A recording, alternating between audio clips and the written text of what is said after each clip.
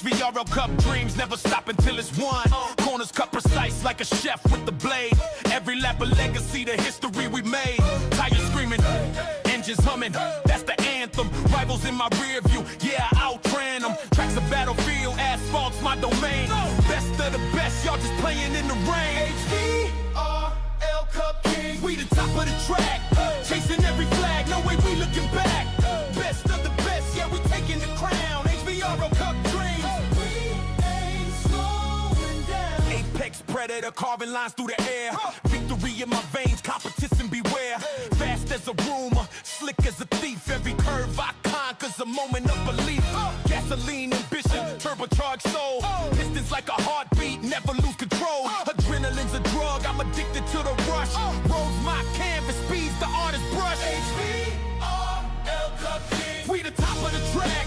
Chasing every flag, no way we looking back. Best of the best, yeah, we taking the crown. HVRL Cup dreams, we ain't slowing down. HVRL Cup Kings, HVRL Cup Kings, HVRL Cup Kings, yeah, we ain't slowing down. Son, HVRL Cup dreams never stop until it's won. Corners cut precise like a chef with the blade.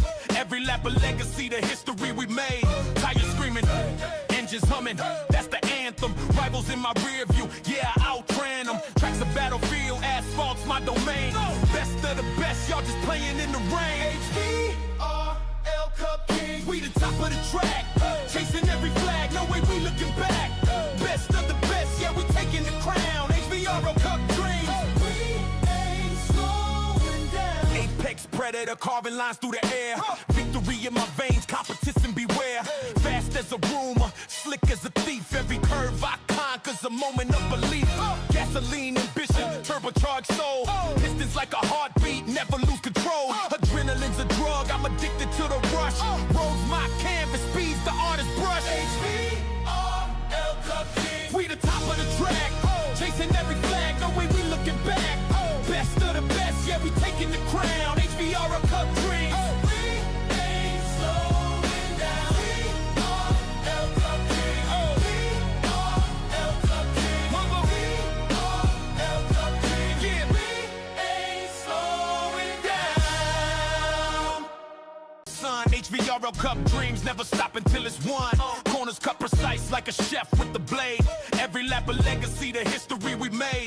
Tires screaming, engines humming, that's the anthem. Rivals in my rear view, yeah, I outran them. Tracks a battlefield, asphalt's my domain. Best of the best, y'all just playing in the rain. HVRL Cup Kings, we the top of the track. Chasing every flag, no way we looking back.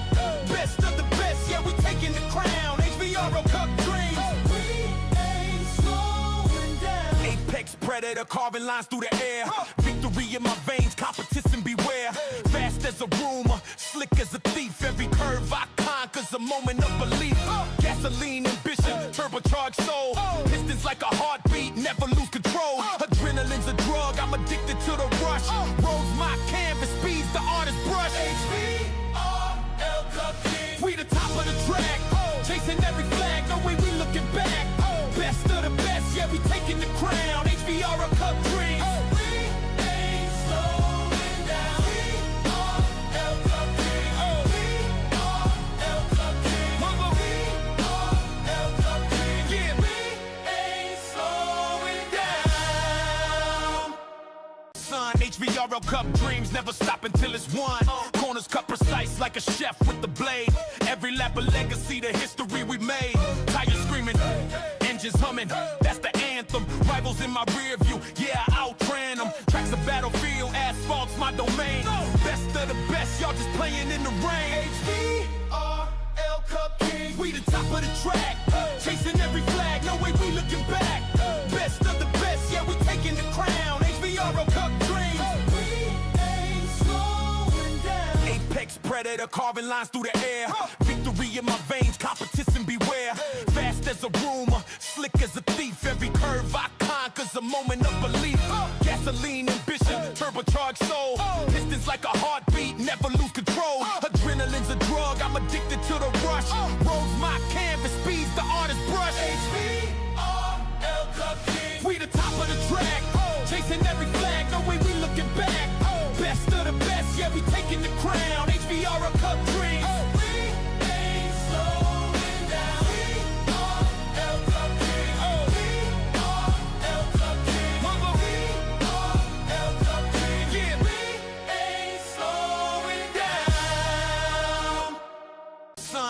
HVRL Cup dreams never stop until it's won. Corners cut precise like a chef with the blade. Every lap a legacy, the history we made. Tires screaming, engines humming, that's the anthem. Rivals in my rear view, yeah, I outran them. Tracks a battlefield, asphalt's my domain. Best of the best, y'all just playing in the rain. HVRL Cup Kings, we the top of the track. Chasing every flag, no way we looking back. Best of the best, yeah, we taking the crown. HVRL Cup dreams, we ain't slowing down. Apex predator, carving lines through the air. Victory in my veins, competition beware. Fast as a rumor, slick as a thief. Every curve I conquer's a moment of belief. Gasoline ambition, turbocharged soul. Pistons like a heartbeat, never lose control. Adrenaline's a drug, I'm addicted to the rush. Rolls my canvas, speeds the artist brush. HVRL Cup Kings, we the top of the track. Chasing every flag, no way we looking back. Best of the best, yeah, we taking the crown. HVRL Cup dreams, we ain't slowing down. HVRL Cup Kings, HVRL Cup Kings, HVRL Cup Kings, yeah, we ain't slowing down. Son, HVRL Cup dreams never stop until it's won. Corners cut precise like a chef with the blade. Every lap a legacy, the history we made. Tires screaming, engines humming, that's the anthem. Rivals in my rear view, yeah, I outran them. Tracks a battlefield, asphalt's my domain. Best of the best, y'all just playing in the rain. HVRL Cup Kings, we the top of the track. Chasing every flag, no way we looking back. Best of the best, yeah, we taking the crown. HVRL Cup dreams, we ain't slowing down. Apex predator, carving lines through the air. Victory in my veins, competition beware. Fast as a rumor, slick as a thief. Every curve I conquer's a moment of belief. Gasoline ambition, turbocharged soul. Pistons like a heartbeat, never lose control. Adrenaline's a drug, I'm addicted to the rush. Rolls my canvas, speeds the artist brush. HVRL Cup Kings, we the top of the track. Chasing every flag, no way we looking back. Best of the best, yeah, we taking the crown. HVRL Cup dreams, we ain't slowing down. HVRL Cup Kings, HVRL Cup Kings, HVRL Cup Kings, yeah, we ain't slowing down. Son, HVRL Cup dreams never stop until it's won. Corners cut precise like a chef with the blade. Every lap a legacy, the history we made. Tires screaming, engines humming, that's the anthem. Rivals in my rear view, yeah, I outran them. Tracks a battlefield, asphalt's my domain. Best of the best, y'all just playing in the rain. HVRL Cup Kings, we the top of the track. Chasing every flag, no way we looking back. Best of the best, yeah, we taking the crown. HVRL Cup dreams, we ain't slowing down. Apex predator, carving lines through the air. Victory in my veins, competition beware. Fast as a rumor, slick as a thief. Every curve I conquer's a moment of belief. Gasoline ambition, turbocharged soul. Pistons like a heartbeat, never lose control. Adrenaline's a drug, I'm addicted to the rush. Rolls my canvas, speeds the artist brush. HVRL Cup Kings, we the top of the track. Chasing every flag, no way we looking back. Best of the best, yeah, we taking the crown. HVRL Cup dreams, we ain't slowing down. HVRL Cup Kings, HVRL Cup Kings, HVRL Cup Kings, yeah, we ain't slowing down. Son, HVRL Cup dreams never stop until it's won. Corners cut precise like a chef with the blade. Every lap a legacy, the history. Yes, sir. Alrighty, everybody, and welcome to the Cookout 200 here for the High Velocity Racing League Cup Series tonight. We got 200 laps at the paperclip, the half mile, not quarter mile. Jeez, I'm almost missaid it. Half mile Martinsville Speedway in Martinsville, Virginia. I missed a zero. 200 laps, 3 additional sets of tires with 1 faster pair. Stages at laps 60 and 120. And joining me on the cast tonight, my name is Matthew Chase, is Bryce Tucker. Bryce, how you doing tonight? I'm doing well, sir. Excited to join you in the booth for what could be an exciting race.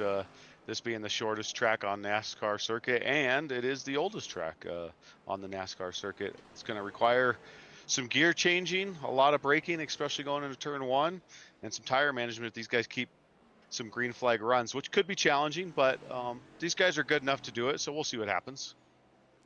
Definitely. And, I mean, this track very well known for the Hail Melon a few seasons ago by Ross Chastain, who propelled himself into the finals of the NASCAR playoffs in the final race. And obviously we're not looking for that in the race tonight. We hope that everybody keeps it clean on the racing surface. But few drivers have made their way into the playoffs, including our fastest driver right now, and that is Ryzen Baker. And as I say that, Jose Mercado takes over the top spot. But Ryzen with the fastest lap so far. And I'm wondering if there's a Hail Melon involved in that. Maybe not. Jose Mercado also has locked his way into the playoffs, both those drivers with wins this season.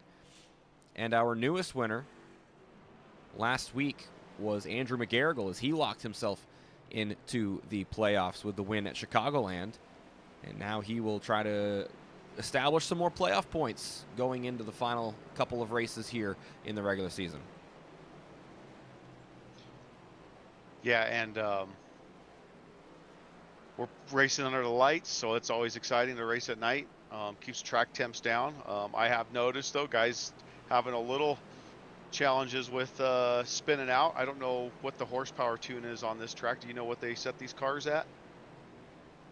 I think they are still on the old one, so I think it still is with that 670 or 650 or whatever it was that they had in the original next-gen car. I don't think that they've upped it to the 7, what did they go, 725 or 750, whatever it is that they've upped it to for this season. I don't think they've made that update yet. I could be wrong.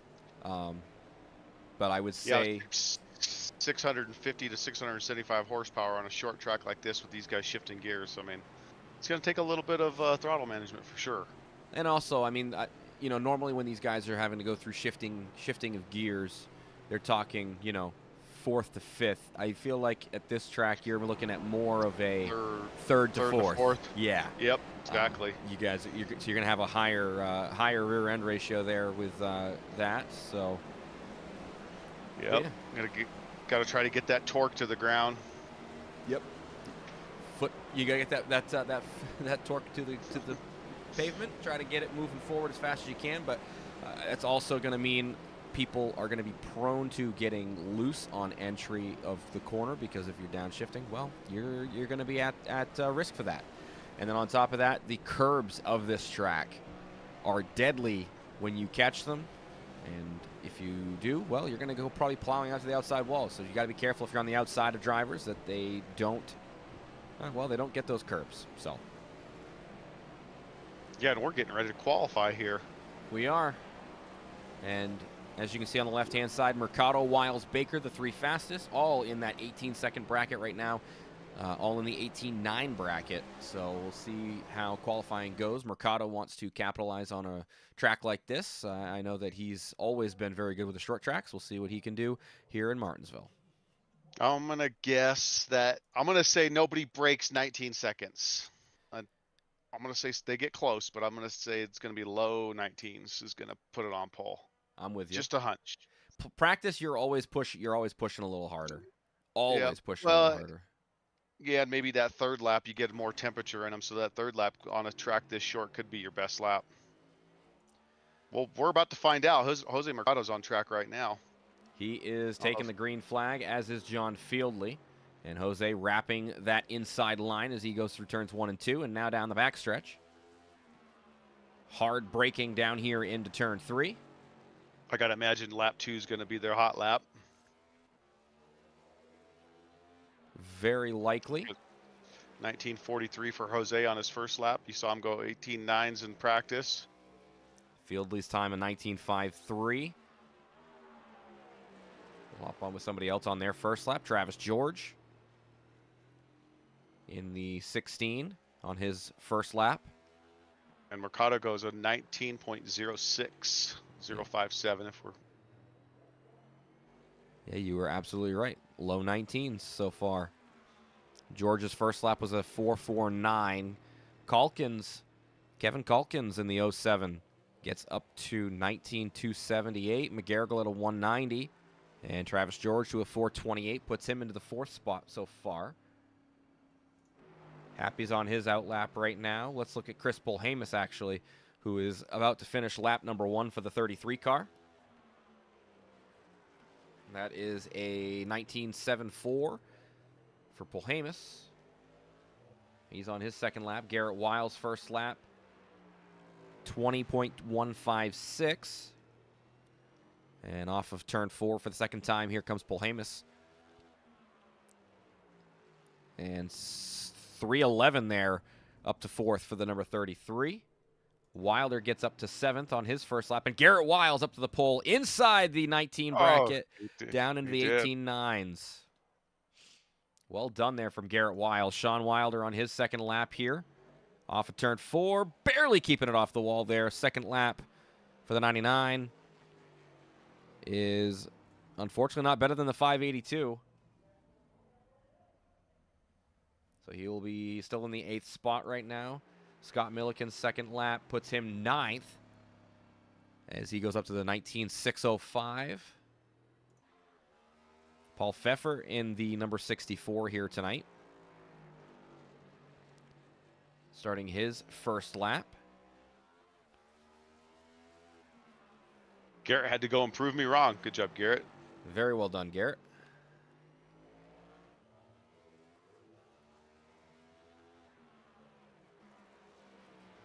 Lap 1 for the 64 is a 568 rather, a 19.568. Not a bad lap time right now. It's putting him currently 8th. See what he can do here. Down in 3 and 4. Off of 4. And he improves drastically. Drastically. Puts him in 4th. Top 5 there with a 243. Very well done. And I believe everybody that's going to be qualifying, maybe one more. Keith Vaughn's sitting on pit road right now. We'll see if he pulls off and tries to go out there for a lap. He's got about a minute and a half, just under that, so we'll see.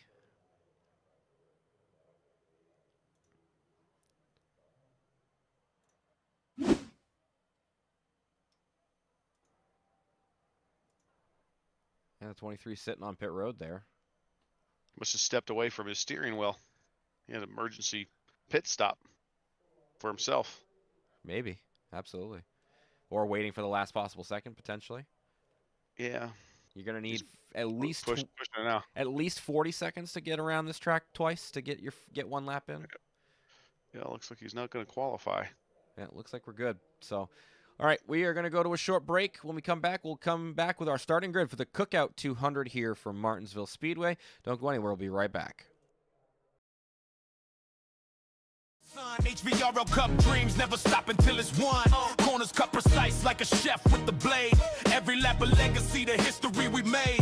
Tires screaming, engines humming, that's the anthem. Rivals in my rear view, yeah, I outran them. Tracks a battlefield, asphalt's my domain. Best of the best, y'all just playing in the rain. HVRL Cup King, we the top of the track. Chasing every flag, no way we looking back. Best of the best, yeah, we taking the crown. HVRL Cup dreams, we ain't slowing down. Apex predator, carving lines through the air.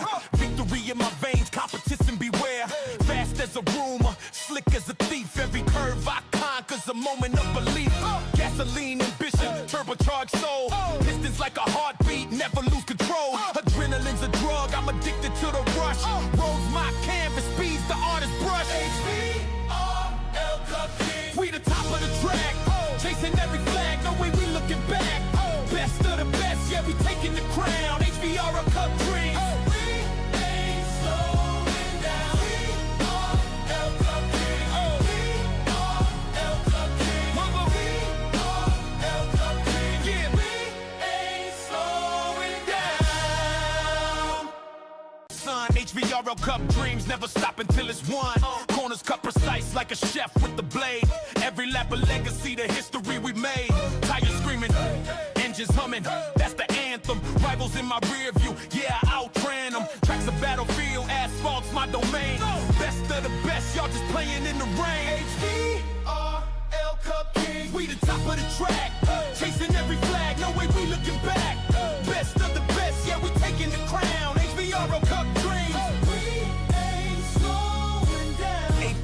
predator, carving lines through the air. Victory in my veins, competition beware. Fast as a rumor, slick as a thief. Every curve I conquer's a moment of belief.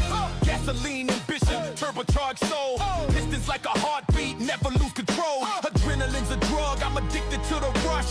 Rolls my canvas, speeds the artist's brush. HVRL Cup King. We the top of the track, chasing every flag, no way we looking back. Best of the best, yeah, we taking the crown. HVRL Cup dreams. We ain't slowing down. HVRL Cup King. HVRL Cup King. Mama, HVRL Cup King. Yeah, we ain't slowing down. Son, HVRL Cup dreams never stop until it's won. Corners cut precise like a chef with the blade. Every lap a legacy, the history we made. Tires screaming, engines humming, that's the anthem. Rivals in my rear view, yeah, I outran them. Tracks a battlefield, asphalt's my domain. Best of the best, y'all just playing in the rain. HVRL Cup King, we the top of the track, chasing every flag, no way we looking back. Best of the best, yeah, we taking the crown. HVRL Cup dreams. We ain't slowing down. Apex predator, carving lines through the air. Victory in my veins, competition beware. Fast as a rumor, slick as a thief. Every curve I conquer's a moment of belief. Gasoline ambition, turbocharged soul. Pistons like a heartbeat, never lose control. Adrenaline's a drug, I'm addicted to the rush. Rolls my canvas, speeds the artist's brush. HVRL Cup King. We the top of the track, chasing every flag, no way we looking back. Best of the best, yeah, we taking the crown. HVRL Cup dreams.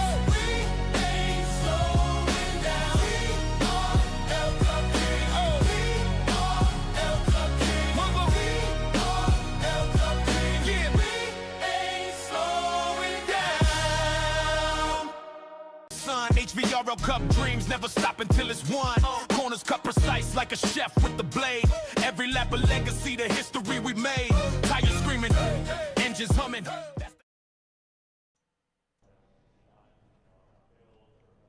Alrighty, we are back. We're just going to grab our pole sitter here real quick.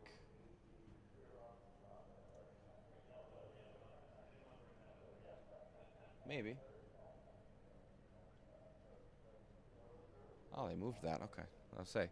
What in the world? All right. We're going to start with our conversation here with our pole sitter, Garrett Wiles. Congrats on the pole here tonight. A great lap, sub 19. How you feeling about your chances in Martinsville tonight? I'm just hoping for a clean finish, to be honest with you. If I get the win, I get the win. More or less, I want to make sure I don't get no incident points, or not so much incident points. I don't want to create any incidents with the road course next week. So, I like Martinsville, so I'm looking forward to it. Awesome. And I mean, with the only being the only driver sub 19 seconds, I know Jose was sub 19 in the practice session. What kind of things can you expect here coming from the front row tonight? It's gonna be tire management tonight for sure. With only having the 3 sets for 200 laps, it's one of those things we're gonna have to manage the tires. It's gonna start getting loose, especially when people are gonna be driving in a little bit deeper than normal.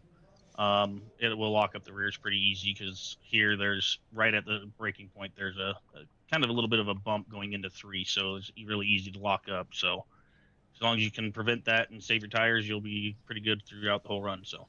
All right, well, Garrett, we'll get you back down there with your team. Good luck tonight, and we'll hopefully talk to you a little bit later on. I appreciate it very much, guys.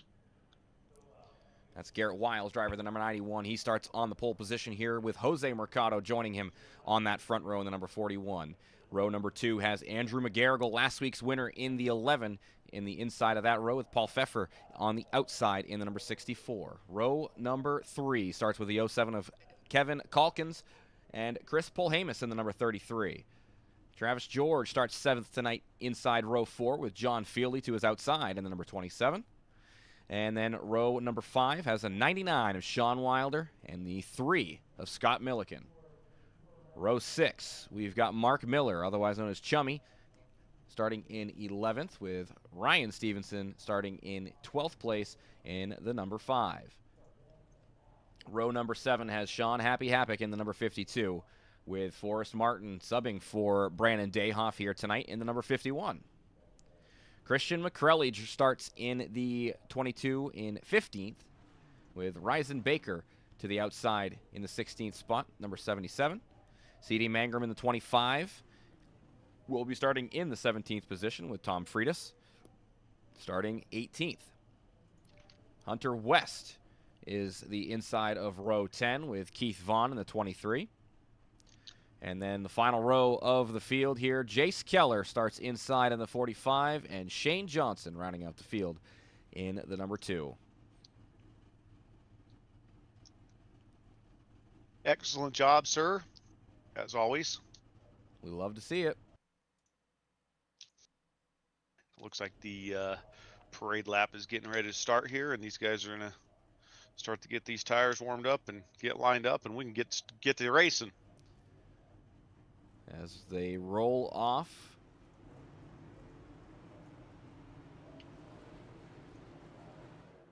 Once again, take a quick look at the race info. Taking a look at the ambient temperature, 70 degrees. Cloudy out there as well, but the track temp sitting at a cool 72 degrees. Pretty much the same temp as the air. So definitely a nice cool night here from Martinsville, Virginia. Once again, 200 laps. And tire management will be the name of the game here on the paperclip, the short half-mile track. We'll see how these guys are able to manage that. With those track temps that cool, it's going to take these guys a few laps to get those tires warmed up. Let's see if these guys can keep it clean the first 3 laps. If they can keep it green, I should say, the first 3 laps. Get these tires with some temps in them. It's always challenging not to push the foot to the floor when you got other drivers in front of you, beside you, behind you. Absolutely. We're going to find out what they got, though, here as the pace car dives off down pit road. Garrett Wiles and Jose Mercado leading them to the green flag here tonight. As they come around turns 3 and 4, and into the restart zone they go. And the green flag flies. That might be like something there. Yeah, look like black flags for both the 91 and the 41 for the restart. Oof, there goes Garrett. That's rough. Jose's going to have to find a way down to the bottom, though, as well, as Andrew McGarrigle rips out to the inside. Little loose there for the 07, but McGarrigle will take the race lead over. Yeah, he said thank you very much. But yeah, I wonder what happened there. Garrett went to start and realized he started too soon, and it caused Mercado to jump, and obviously they both jumped a little early. I thought they were in the restart zone. Obviously, they were a little too soon. Well, they were in the restart zone, but the green flag hadn't flown yet. So Yep. That'll do it. Yeah, that is a fact. I wonder why they jumped there. I wonder what happened there with Garrett jumping before the green lights. Well, unfortunately for them, they'll be sitting on pit road here for a bit too, as Jose's coming out now. Oh, and Garrett actually, I think Garrett might have changed tires as well. Oh, that stinks. Well, let's take a look and see if we can get an idea. Garrett's definitely already a lap down. Oh, Garrett's multiple laps He down. got 2 laps down, yep. Jose just battled one of those back right now. Looks like he is only one. McGarrigle continues to lead with Pfeffer in second.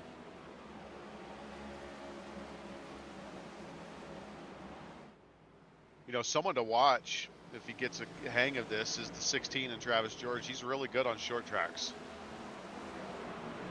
Oh, he gets into the back of the 7 there pretty good. He was going to throw that in pretty deep, and as I just was talking about him, we got in the back of the 7 a little bit.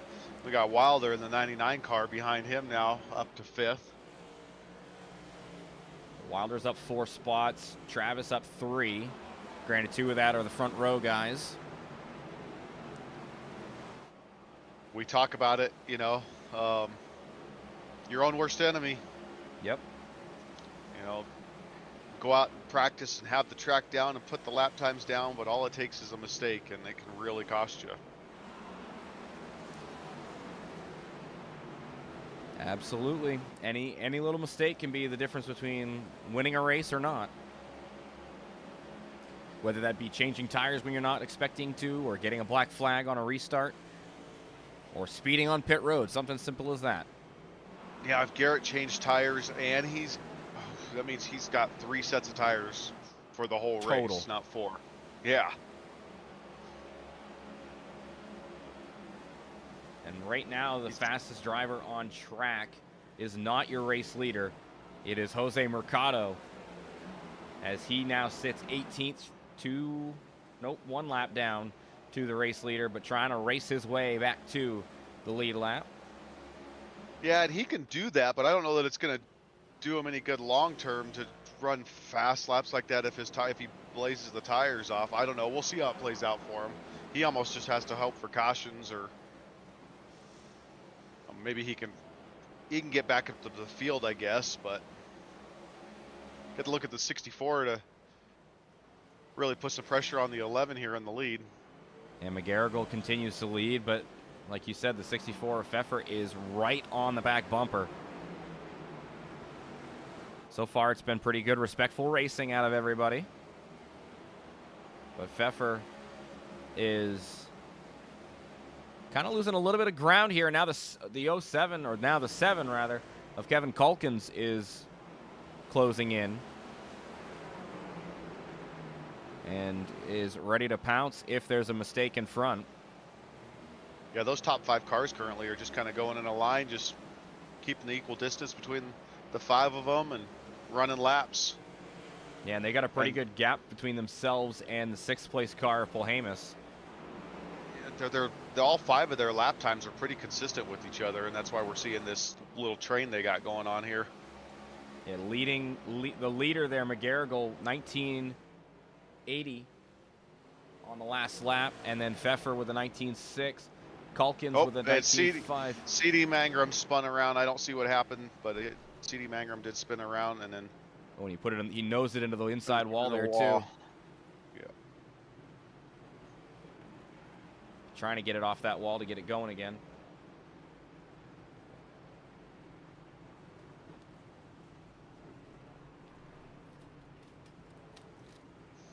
You know what? Yeah, he just got hit by the 51. It looks like he went to throw it into the corner there. I don't know if you have it pulled up. He went Starting to throw to pull it it in up now, yeah. And I don't know if the 4 slowed up. He slowed up, went a little wide, and the 51 just continued his race line. Ooh, tagged there. Keller and Forrest both in close proximity. So Forrest was spun there too. We didn't catch that part. Yeah. Martin's going to get it away there, though, so he should be okay. A little bit of damage maybe to that left front. Not too crazy for the damage. I mean, CD didn't help himself driving it face first into the wall, but overall not too bad. I know whoever was our first one to be a lap down currently is Forrest Martin. It was Jose Mercado. Jose was able to, I think, get back on the lead lap. Yep, he did. He is on the lead lap.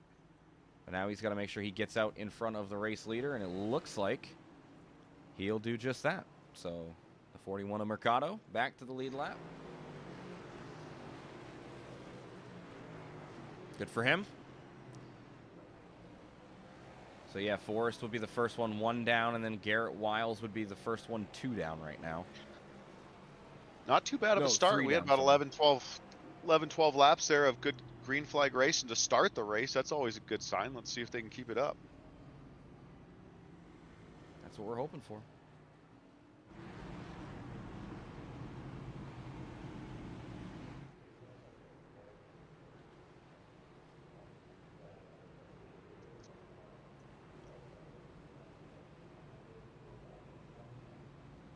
And the lights off on the pace car. So next time by, we'll be back to green flag. And the biggest beneficiary of all of that was McGarrigle with the two leaders of the race getting the black flags. He's been out front the whole way so far and has been able to hold that position since the start, well, the end of lap 1 rather. Pace car in. We'll see if he's able to continue holding that spot. He's got the inside lane, and definitely the preferred lane.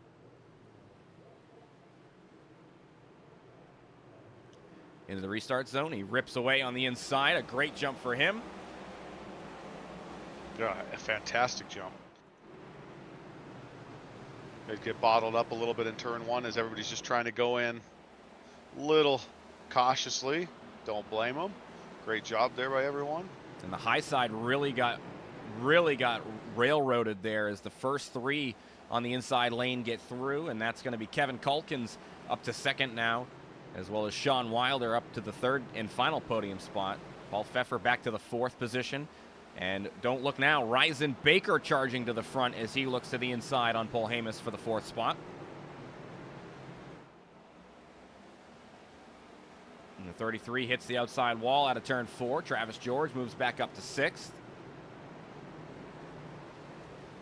Yeah, Travis did a good job of being able to stay away from the carnage there. He saw it, felt it, and made the correction. Great job, Travis.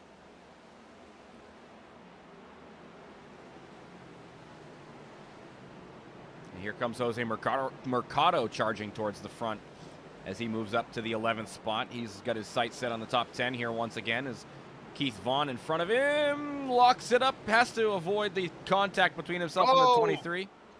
Yeah, car spinning there. Bradis was spinning.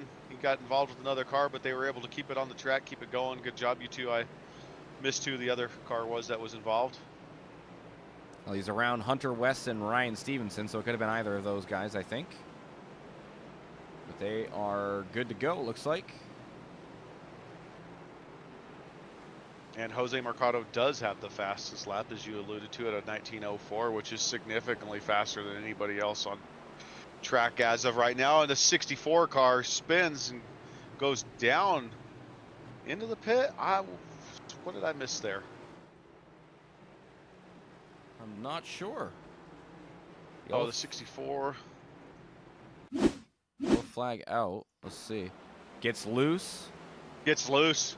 And hey, he corrects it. You want to know what? Heck of a save. Heck of a save. And then he drove it right into the pit. He's going to have a black flag for that, isn't he? He does, but they should be able to clear that. Or we should be able to clear that. Yeah, because that was not intentional. Yeah, absolutely.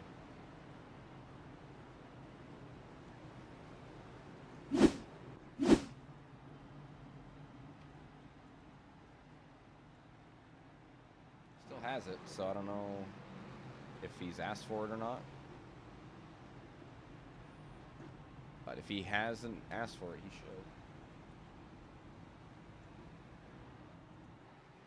So our second caution comes because of a self-spin. No issues there. The fact that he was able to keep that car completely clean, though, I mean, that's impressive in and of itself. Yeah, that was a really good save because that thing snapped on him. He's lucky it didn't hit the wall there. He was able to slide on the pit road, and great driving. Because these cars can be tricky to drive. Or correct, I should say. Yeah.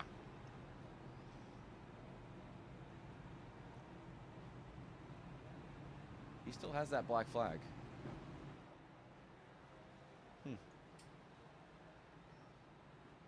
He hasn't asked for. I wonder if he has a mic. I wonder if I should just clear it for him. You make the call. I mean, we saw what happened. I think it's fair to clear it. Just check. Go ahead and check with him real quick, if you can. I can do that. I can do that. Mute myself from the broadcast.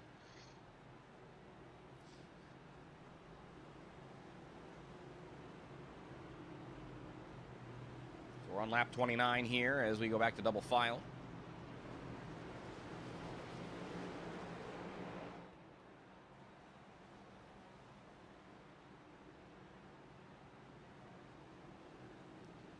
And the pace car is in, so McGarrigle will have, once again, control of the field, this time with the 7 of Culkins and the 99 of Wilder behind him with Reisenbaker on the outside. And the green flag flies. Another great jump for the inside group as McGarrigle clears And Wilder will not be able to fully clear, but should be able to down here into turn 3 and 4.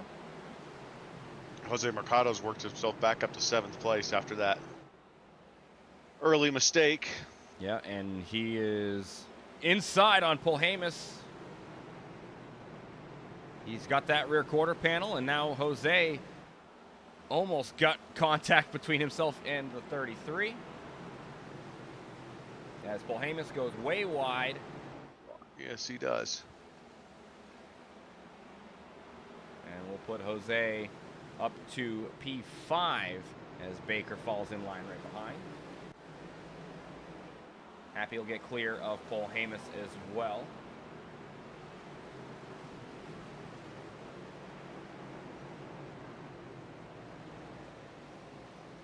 Thought I saw somebody get loose back there in the back of the pack. A lot of movement up there at the front. Not sure what happened to Calkins. But now Mercado looks to the inside on Travis George. And Ryzen Baker trying to follow the 41 through. And Mercado up to the 3rd spot. Our stages are 60 and 120, correct? Correct. I put 59 just because it's the end of lap 59. And by now Baker looks to the inside on Mercado.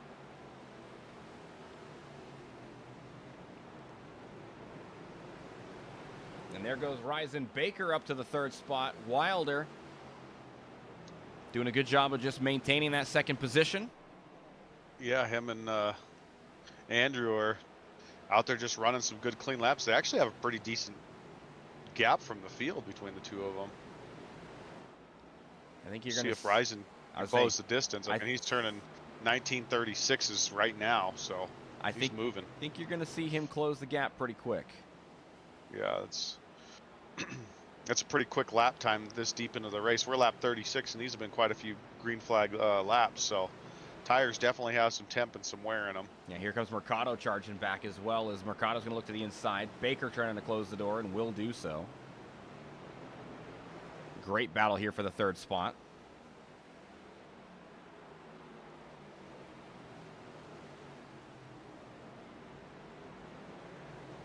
Trying to find some of those other battles going on. There's one, the 64 of Pfeffer and the 4 of Hunter West. Looks like the 64 finishes that up.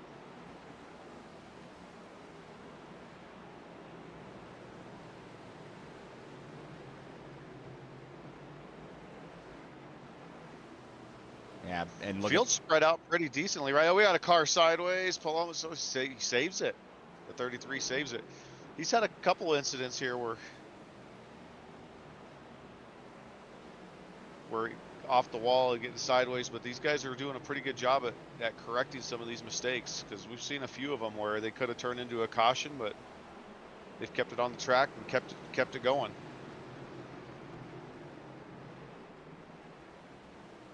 Garrett Wiles showing some quick speed here as well, trying to get one of those laps back. But the pack is really bunched up here around 8th through about 14th, 15th place, somewhere in there. Yeah, that's where we got our focus right now. Although we probably should have it up front, because Ryzen Baker just got by Wilder for 2nd. Yes, he did. We saw that. I mean, his lap times right now, he's the fastest on track. He's about 0.2 of a second faster than the 1st and 3rd place car last lap. He's been burning those lap times since we went green again after that last caution, and it's got him all the way back up into 2nd. And it stays green like this, he's going to catch the 11 car for the chance to battle for the lead. And every so often you'll see the cars hit that outside wall out of 4, and I think that's kind of a testament to the tire situation.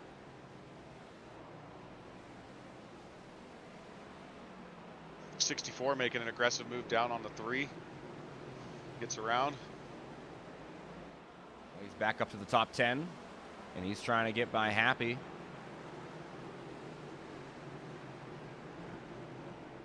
See if he's able to do so. Might have to try to make something around the outside. He wants to go. He's looking to the inside. Mercado's worked himself up to third place. And Mercado just getting by Wilder. And then up in front, Rison has closed the gap as Baker in the 77 is within a half a second of the race leader, the driver who's been leading the whole way so far, in Andrew McGarrigle. Oh, and the 32 is around as the four got into the 32 and spun him.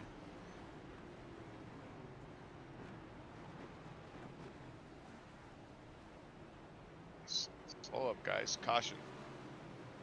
You get to keep your positions. It's not like you're going to lose any spots. All right, let's see. Remember that driver's caution comes out. You don't need to go 150 miles an hour. So Hunter West, oh man. The 4 of West just gets loose on entry. Yes, he does. An innocent bystander for the 32 as Hunter comes down, hits that inside wall. Oh, never mind, just hits the curb. Doesn't hit the inside wall and tags the left rear of the 32. Nowhere for Miller to go. Fortunately for the 32, he didn't get too much damage from it. Pretty good crinkle on the nose there after the secondary tap from West. But other than that, no, not too bad. Not too bad. And it's not like he's going to lose track position because he's going to be able to retain his position from when the yellow came out. So.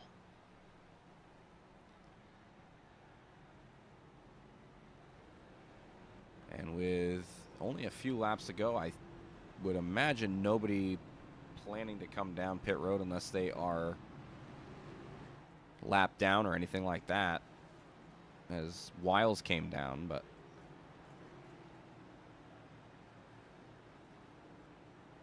I would say lapped down or damaged in that incident. I wouldn't worry too much about it.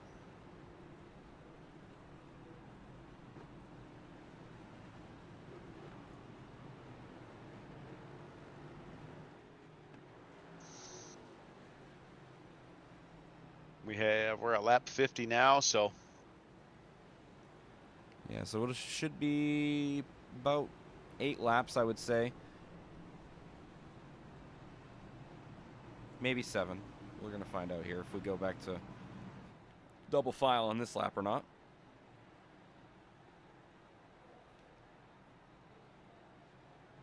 Indeed we do. So we'll go back to the green flag on lap 52.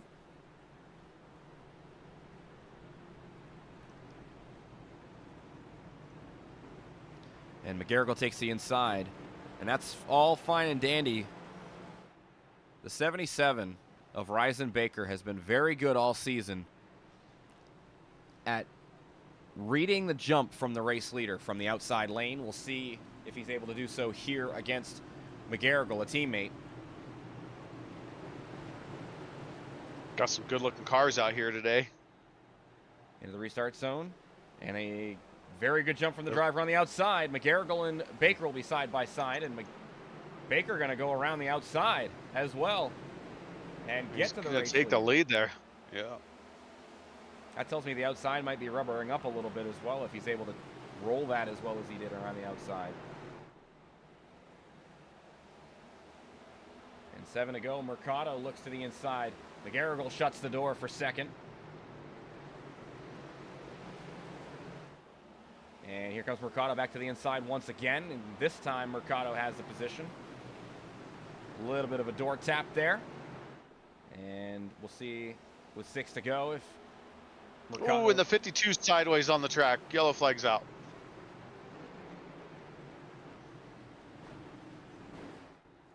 And McGarrigle's around 2. Not sure what happened there. We'll take a look at the happy one, though. We'll start there. It just got sideways. He just got on the gas too hard coming off turn 4. Yep. And loops it. And then McGarrigle. What happened to the 11? Oh, Wilder tags the 11, and around goes the 11. Multiple drivers piling in there, too.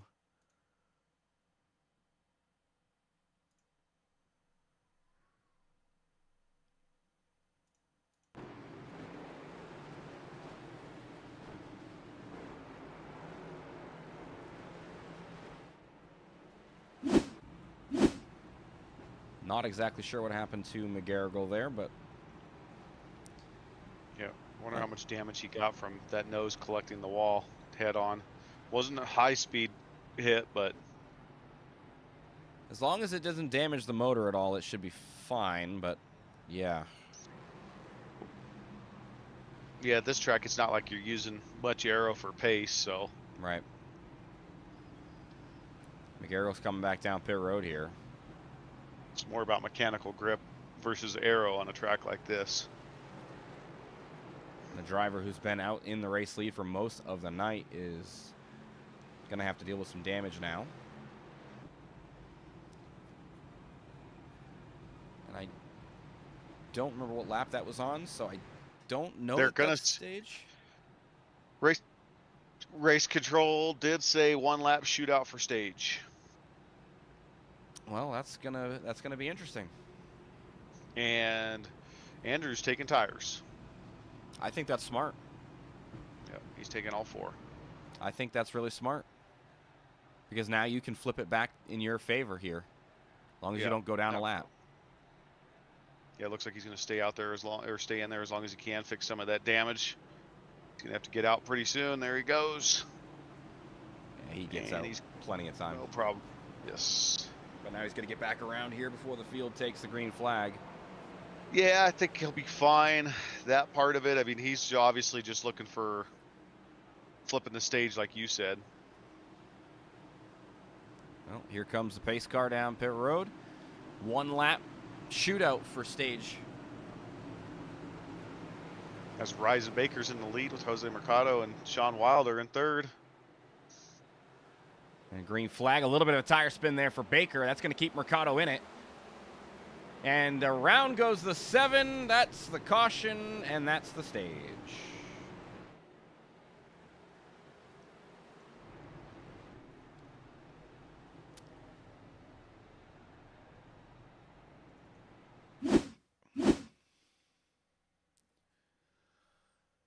Oh, he just got packed by the 33.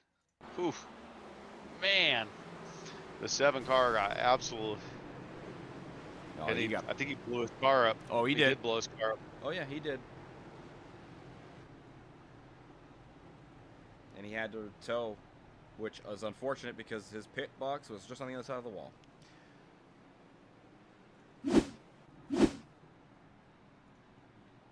And now everybody's coming down pit road.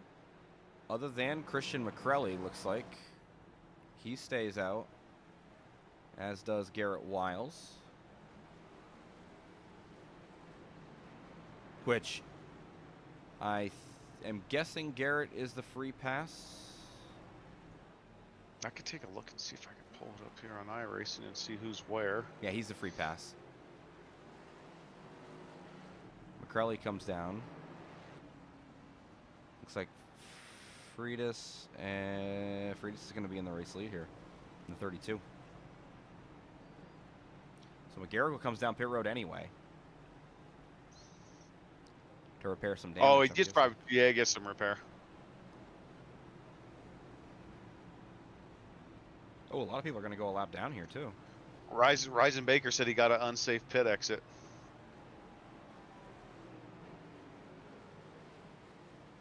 Wow. I think that's what I heard over the comms. So Happy's going to lose a lap. There's a lot of race here. I mean, really tough to say how this is going to play out. Just so much race on a small track like this with so many possibilities. But there's Travis George, great short track racer.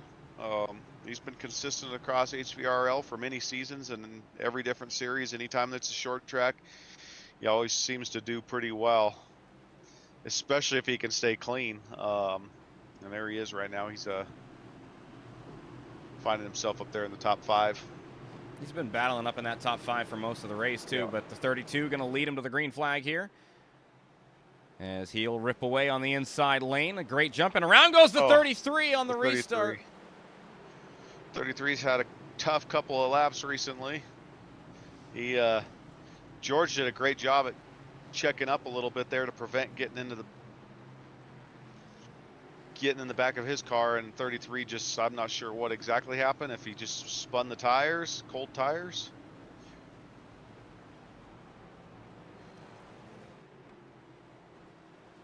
We're going to go back and take a look at it.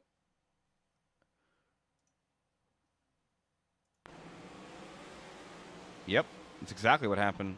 Got into the back of Travis and then just spun the Lightened tires. up lightened up the rear a little bit when he probably touched the rear bumper just slightly and lit those rear tires up.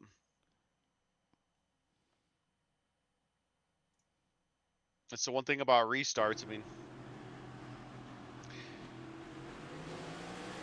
it's better to be more patient and just assume your position until you get around the next corner than to. These are the things that happen when you get overzealous on restarts. You just end up hurting yourself. You rarely gain anything on restarts unless you're up at the front. Yeah, I'll tell you what, though.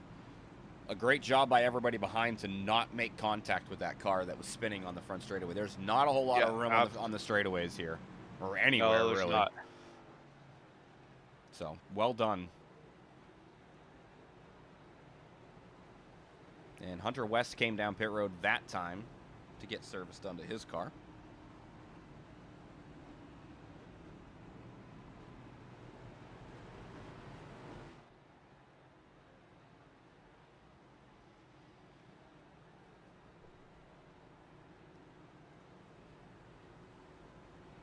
Only a handful of laps into stage 2 here.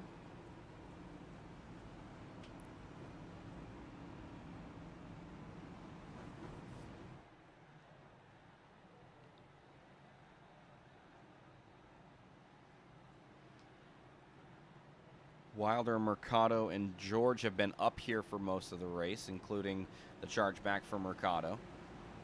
But once he's gotten up there, he's been back up here since he got back on the lead lap. So, well done for him. And then another good charge back from the 64 as well, back into the top 5. Yeah. And our pole sitter is now down to 2 laps down. After that restart violation, or that, I should say, start violation. And the inside lane rips away. A great start for the inside group. And around goes the 32. Another caution and no damage for a couple of other guys as well. Looks like the 41 may have got into him a little bit. I can't tell if maybe he just got himself a little loose. That's hard to say. I mean,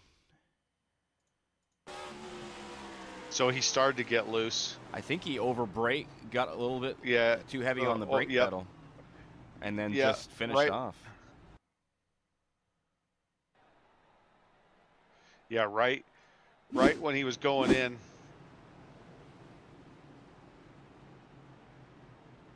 Yeah, he got a little loose, and Mercado really didn't have anything he could do there, being that close to him. I mean, just the momentum's going to carry him into that left rear quarter panel and spin him around a little bit. But then what it collects behind him.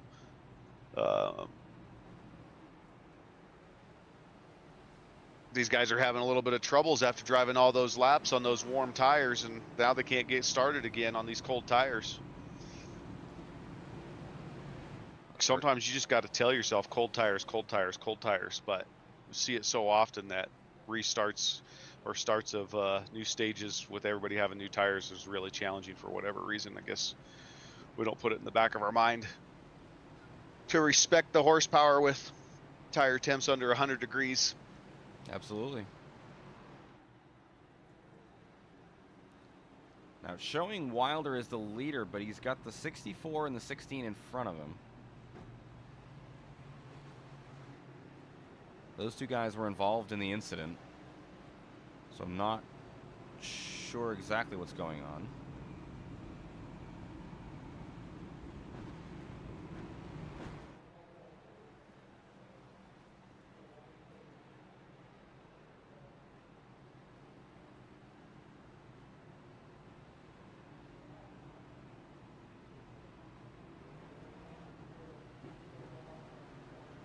I don't know. I guess they got a wave around. I don't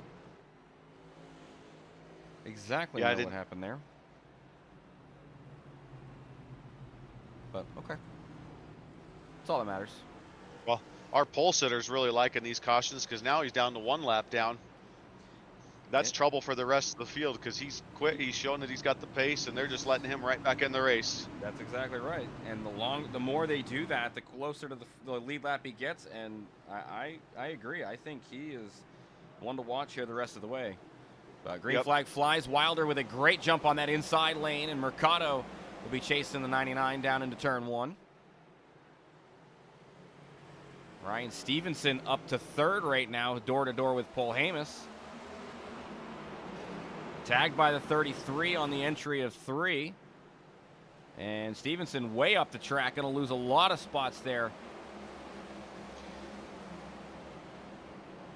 Yeah, I didn't see what happened. Just maybe came in a little hot and lost the camber of that corner and just got up into the wall. A little bit of help there from the 33. This time the 3 over speed into the corner, and now into the inside goes Baker. Mercado. Not sure what happened to Mercado, but I'm guessing he got loose because now there's some big-time damage on the left front of the number 41. Meanwhile, Sean Wilder's out there saying, you guys just keep on battling. Oh, and he gets loose off of turn 4. Oh, geez. And the caution flies. And I just jinxed our race leader.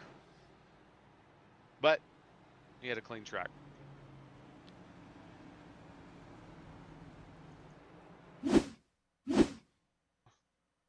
Oh, he's got to be kicking himself right now.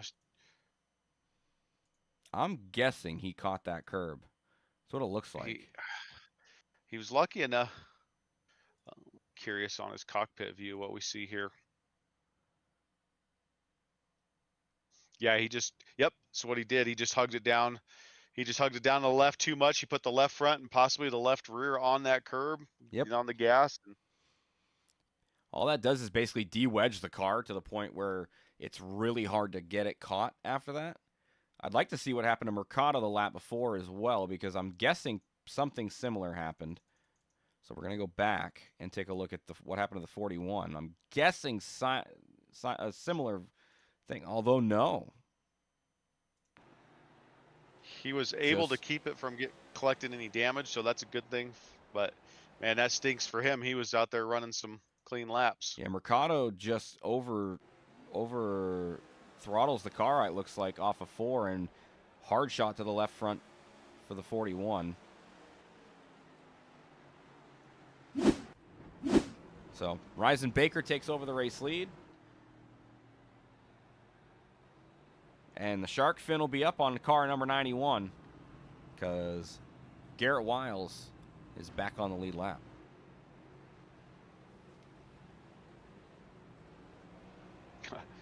Just like that, you get multiple cautions. And he says thank you to everyone. He didn't mind seeing those cautions coming out. If there's one driver that wanted to see him, it was driver 91.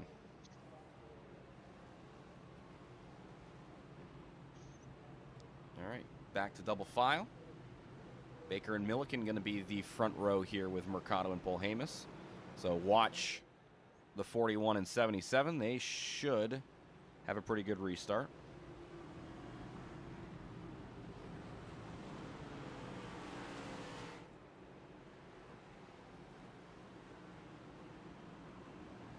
See if these guys can get lined up and pace and gap just right as the pace car dumps off into the pits here.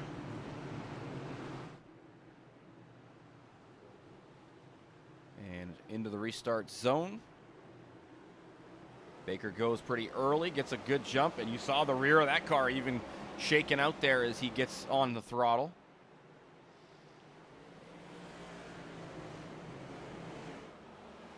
Mercado gets clear of the 3 as well for the second spot.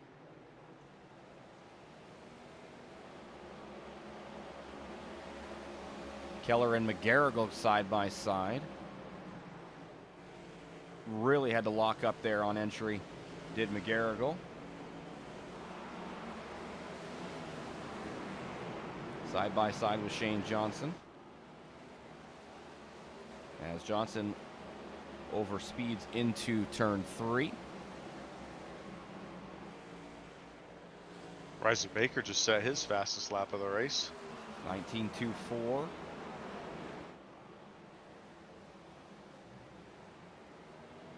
Still not the fastest lap of the race. I think that still belongs To Mercado at that 19.04. That's a blistering race. That was when he was down and trying to catch up, so he was putting out a qualifying lap to prove something. I was going to say that's quality blistering. laps. Yeah, that's quality speed. Yeah. In fact, I think that's what he did in qualifying. It's pretty close to that anyway. Yeah. Mercado is there though. 0.3 of a second to the race leader. These two have been showing to be the fastest all night so far. And look at the 33 car is in third. He's had little difficulties here over the last 10-15 laps, but he finds himself up into third place. Yeah, the nose kind of caved in a little bit on the middle of that number 33 Chevy Camaro. Just goes to show you on a short track like this, the aero is not as important as we talked about earlier. I'm sure it could affect some things, but And watch out for McGarrigle. He's starting to charge back up through the field, up to the 6th. well, Garrett Wiles is currently up into 11th place now as he's getting ready to get up on the bumper of the 99 here. And he turned a pretty decent lap last lap. Yeah, in traffic, a 19.5 is pretty good. Yep, as he's looking to go on the outside here of the 99 car. See if the 99 car is going to 3 try wide. the 3 wide. Whew. Good driving by those 3 right there. 3 wide at Martinsville is scary. Overspeed from the 99 of Wilder. He's able to keep it off the 91. But that's a twofer right there for Garrett Wiles as he moves it back into the top 10.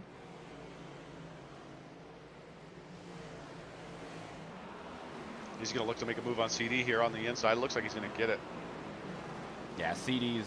Oh, the 64 and the 99. 64. Wilder's not going to be happy about that, you know. No, he's not. And just like that, our pole sitter, who was 4 laps down, is now in the top 10. He's in 9th place. He's got the substitute driver and the number 51 in front of him. And meanwhile, out front, continuing to lead, Ryzen Baker in the number 77. A little bit of a lockup on that left front. He's giving himself a little bit of a cushion there. He's almost bouncing 2/3 to 3/4 of a second. Yeah, I think he's just trying to keep pace with Mercado, keep him out of striking distance, immediate striking distance. Obviously, a mistake would cause there to be a pass, but yeah, just out of arm's reach, I would say. Travis George looking to battle himself back up into position as he moves up into 6th place. He's side by side with Milliken as the 16 should be clear there, looking to get by Hunter West back into the top 5 now. Tell you what, that 16, he's a threat. He may not be able to get the win tonight. There are some drivers that are faster, but he is a damn good short track racer. He's shown Yes, he is. He's shown it all across HVRL. Yes, he has. He's one to watch. And he hasn't really run too many races, it feels like, in the Cup Series. I think this might even be his first start. I don't think he's very familiar with this car. On top of what he's doing tonight, makes it that much more impressive. He's consistently been in that top 5-ish.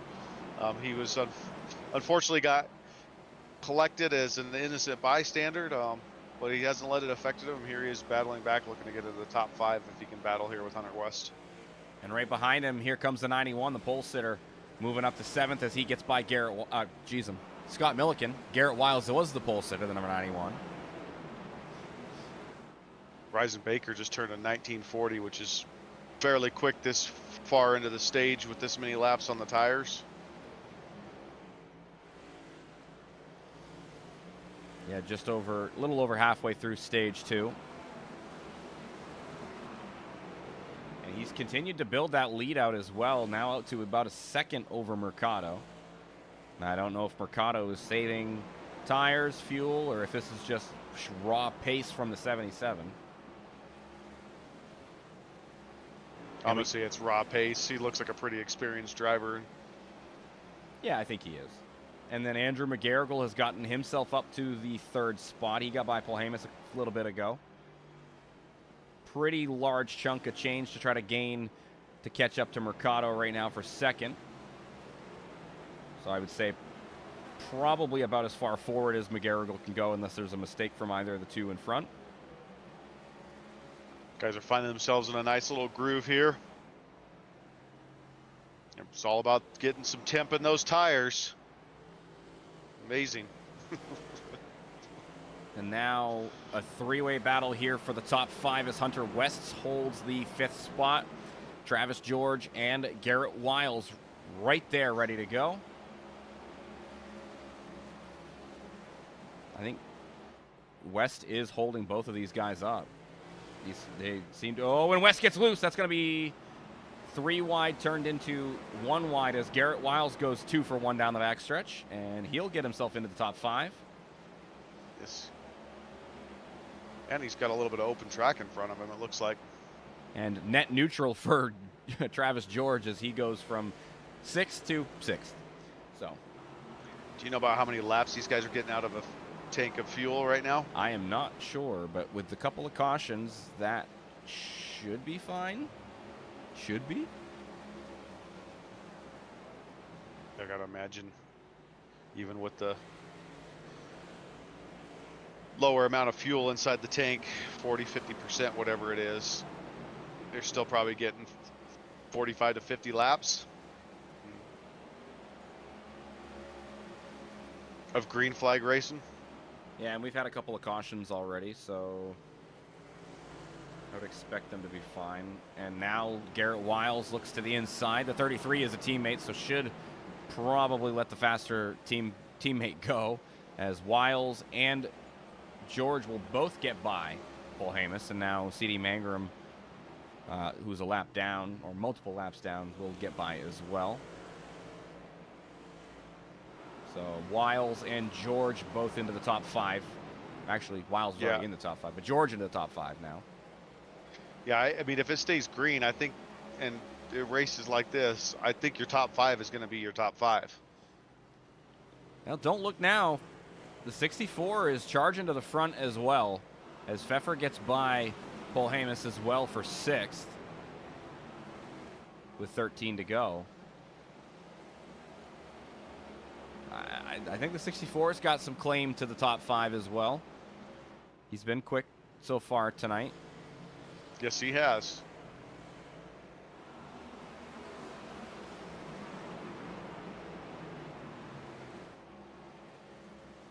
And Garrett has not been able to shake Travis George, still in that striking distance if there's a little bit of a bobble or a mistake from number 91. Yeah, those 3 drivers, 4th, 5th, and 6th, all turn almost identical laps last lap. 9.2, 9.5, and 9.6. Yeah. Yeah. Yep. And then out front, Baker is working his way through lap traffic, as is Mercado, who's right behind Stevenson right now, as he'll look to the inside. And he'll get... C.D. Mangrum laps down trying to fighting George. Well, he fell back to being behind now Polhamus, so.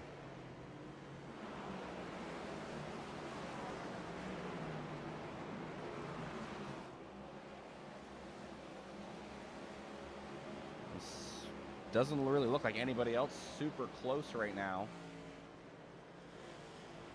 A little bit of a gap between everybody. The 77, Ryzen Baker, our race leader.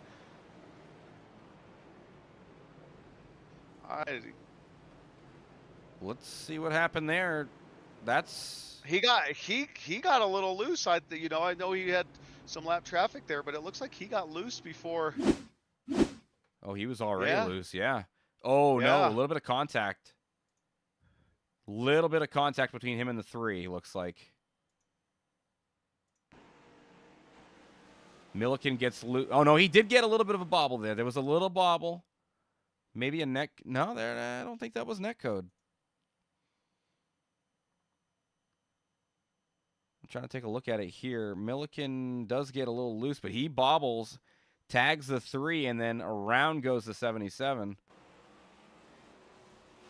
Mercado, excellent job to avoid him and keep that car rolling.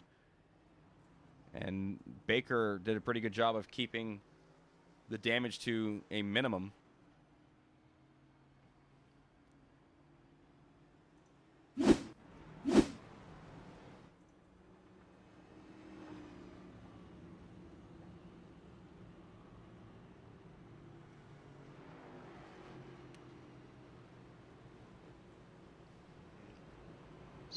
Lap 114, so we should be able to get at least a couple of laps here at the end of the stage.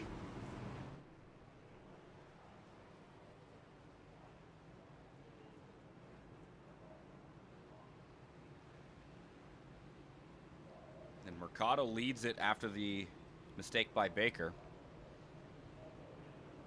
I say mistake. He got loose. I mean,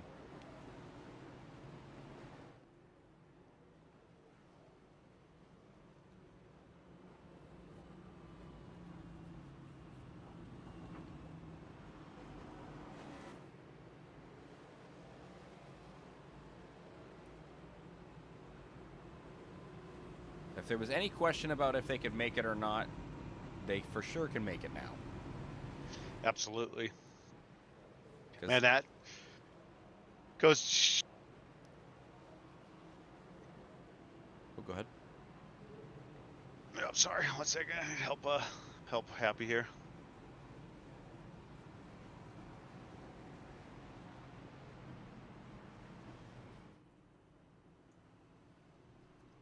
All right, pace car lights are off, so that means we're going back to the green flag here on lap 116.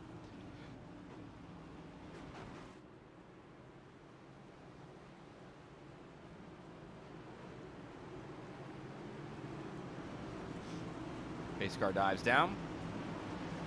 Mercado has control. Watch for any kind of a wheel spin here with older tires on the restart. Great jump there. And McGarrigle actually had the wheel spin on the outside lane.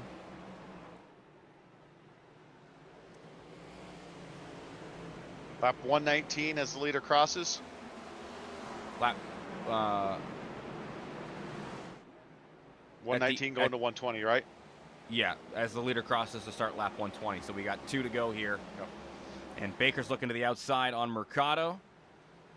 They are side by side, and it looks like Baker just edging out, will clear. So this time by, the white flag will fly for the stage. As Ryzen Baker is able to get his lead back, I mean, he had that mistake, and it looks like he's going to be clear. McGarrigle is going to look to the inside on Mercado, not going to find anything. But coming around here, it's going to be Ryzen Baker winning stage 2. Oh shit, my bad, shoot. Slip down. Don't be cussing on the... Don't be cussing. You can say certain things. That one's not the one. Yeah. It's all good. I've said worse, I promise. So that's going to be, I think, 2 stage wins there for Baker, too. I think he got the stage 1 win as well.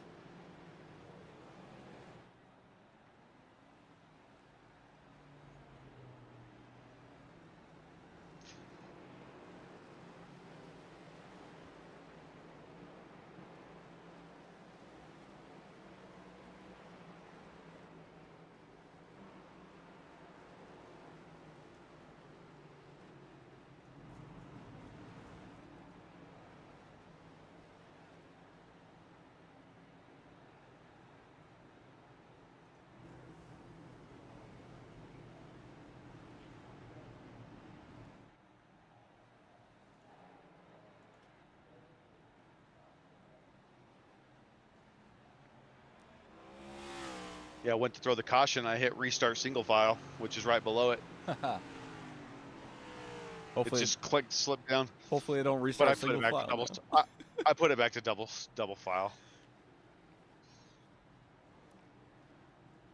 Strategy playing out there. Keith Vaughn getting out in front of everybody. Hunter West looking to lead some laps here. He's coming back down pit road, though, I think, right? Is Hunter he? West? Is he? Yeah, he came down pit road. Paying attention to my overlays and not the track. So Keith Vaughn going to be in the race lead here.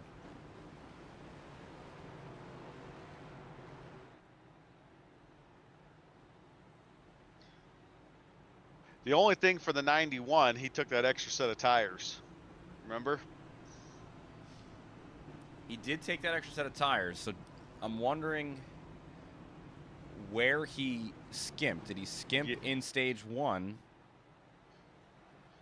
Because and maybe I was mistaken. Maybe I was mistaken and didn't see and saw it wrong, but it definitely looked. Well, yeah, I mean, it could very easily happen because as soon as he got the flag, he ducked down into the pit, and if he has his pit set up for automatic tire change and he didn't change them that quick, right? Because I mean, you're on pit road like that, you're in your box and the car's up in the air. Yep. All right, here we go. Keith Vaughn has control of the field. Mercado to the outside, Ryzen Baker right behind Vaughn, and Andrew McGarrigle outside of row 2. Into the restart zone. Vaughn rips away on the inside. Oof. And 3 wide down into turn 1. Baker has to get out of it, and around goes Mercado, and the caution is out. The caution is out as the 23 gets into Mercado.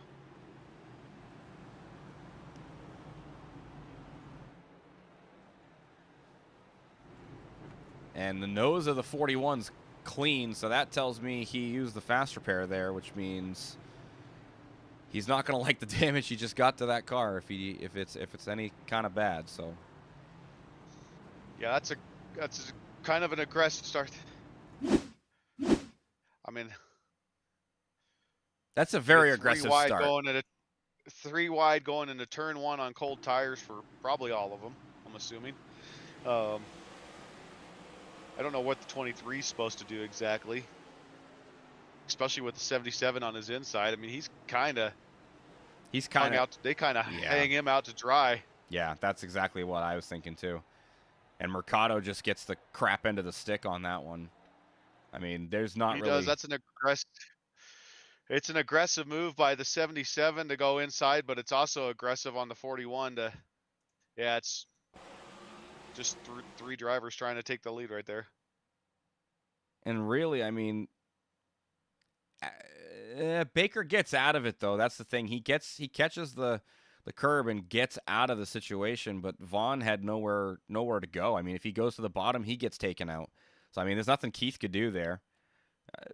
Yeah, I mean, just wrong place, wrong time for Mercado. Yeah. Yep. And now Mercado is going down a lap too. So he's getting some whatever damage he had repaired, and now he'll be down a lap. Ryzen got such a good start. He just didn't want to relinquish not having that inside line and going for the lead there, but it kind of put everybody at risk. Yeah, everybody up front was at risk in that situation. You got to be careful in those moves.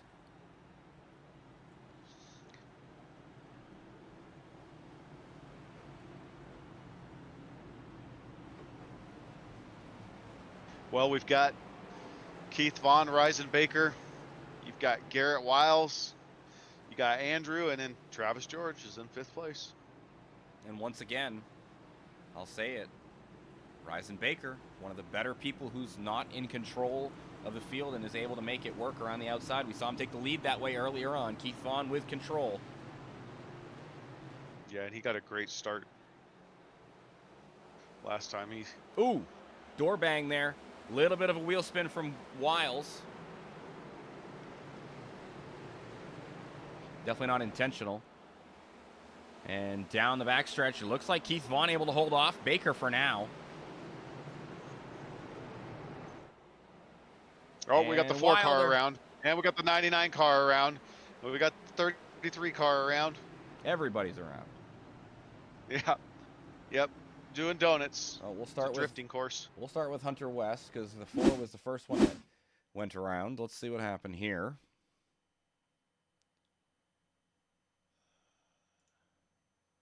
Not that one, that one. Tires are cold. Down into turn 3.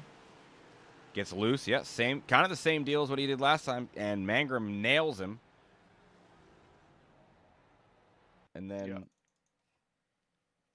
It's that those cold tire starts. We've seen it happen all night.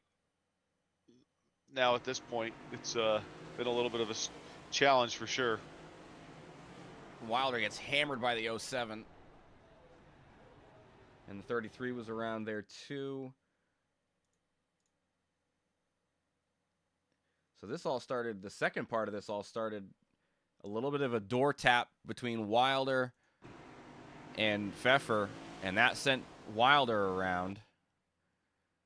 Well, yeah, and the 33 getting loose, that just goes to show you the cold tires. Like all he does is just try to go around the carnage, and his car snaps on him because why? He doesn't have any temperature in the tires, and he's right into the wall. Big time damage all around, and Vaughn able to hold Baker off here. We'll just keep talking about it. Cold tires, guys. Remember, start the race, start the stages, get the temperatures in the tires. It's definitely worth being patient for a couple laps. You got to be patient in those situations. Absolutely. Short track, all this horsepower, cold tires, cold track temps. I mean, on top of it, you don't have 9,500 degree track temps. You get 74 degrees. It happened after the last stage, right? We kept getting caution after caution, but once we got out of it and they got some temperature in the tires, they stayed green forever. Yeah, so I mean, got to be patient early on.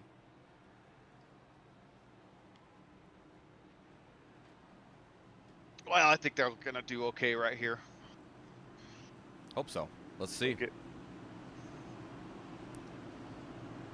They were all spinning, so they should have track temp or tire temps now. Now Vaughn will have their own control again, and let's see. Crazy.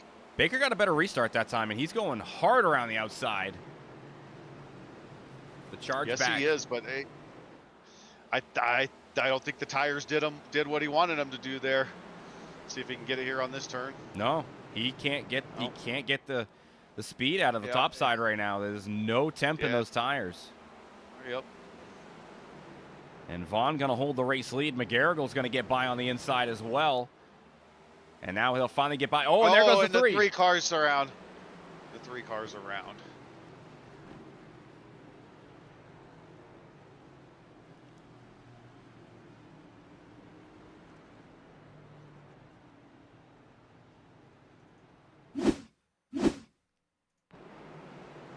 Oh, and he collects the 99 too as he's spinning.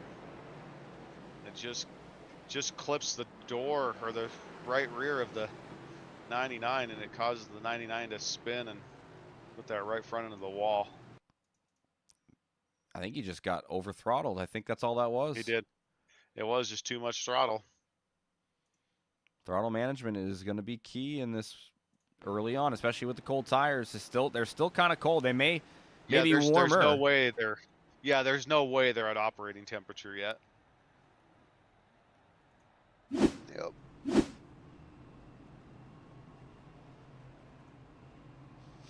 Once again, Vaughn continues to hold the lead.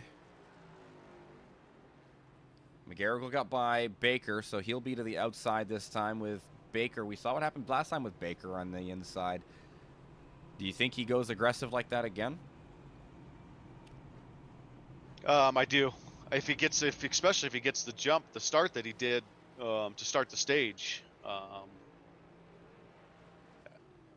I don't know if it's quite as aggressive, but he definitely is looking to take the lead. He has no problems. He's not shy on that part of it, that's for sure. He knows he has the pace and he has the racecraft. So if I were him being in third, I would just kind of let these first couple of laps come to you, because if he's got the pace, he can get the pass naturally. Yeah, I agree with that. But I think you've also got the 91 who's shown speed all night right there ready to strike as well. Yeah. Yeah, I really mean, curious on the 91's tire situation. I'm not he's probably fine now. I mean, we're down to 60 laps left, believe it or not. So yeah, I mean, he should be fine, I think, at this point. He should be. We'll see. I'm sure he knows what he's doing. He's got tires kept for the end of the race, because his plan was probably to get himself back in it somehow. All right, Vaughn's got control. We'll see what McGarrigle can do from the outside of row 1. Restart. Great start. Man, the 91 is just... Whew. And there it is. Almost a replay. Oh, he saved it. Oh, he did. But this is going to be sketchy now. McGarrigle and Wiles get by. And the 11 takes the lead. Yeah, just... Oh. Someone's around. 45. Keller. Yep. All right, caution's back out. I would say it's just short track racing. About 14 cautions so far tonight.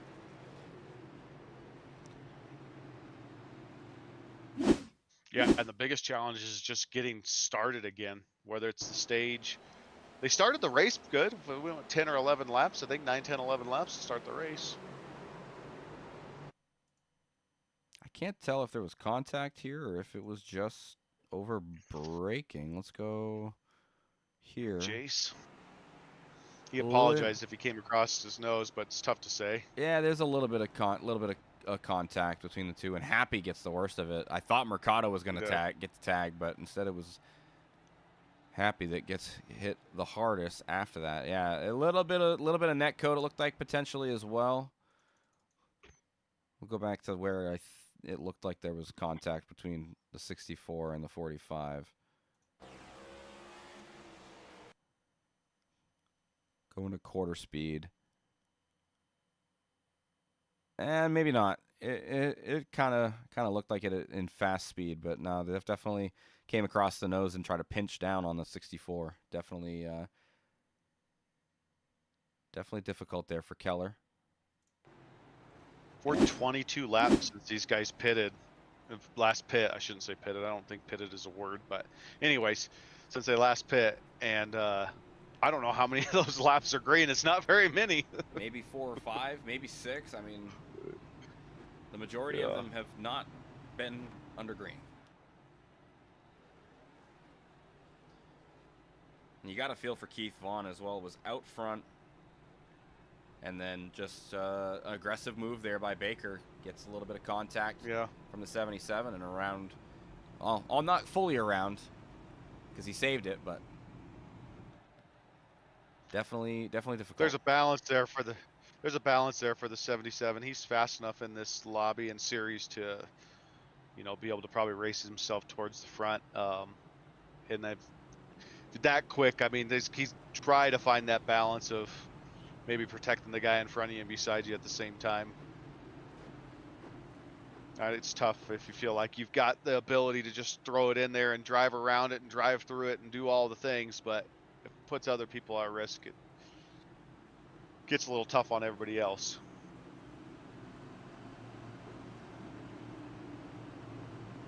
He definitely has the racecraft and the speed to put himself at the front, obviously.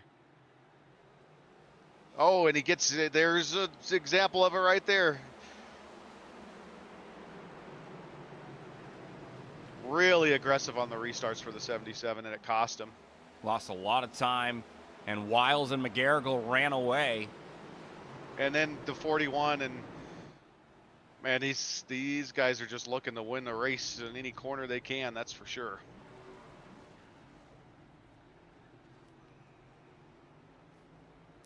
Let's go back and take a look at it.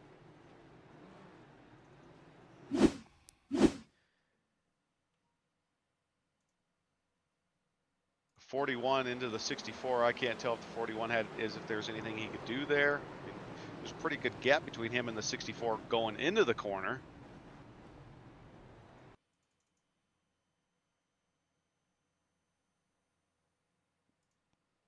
He's just trying to hold that low line, and the 64 is trying to take a natural racing line. And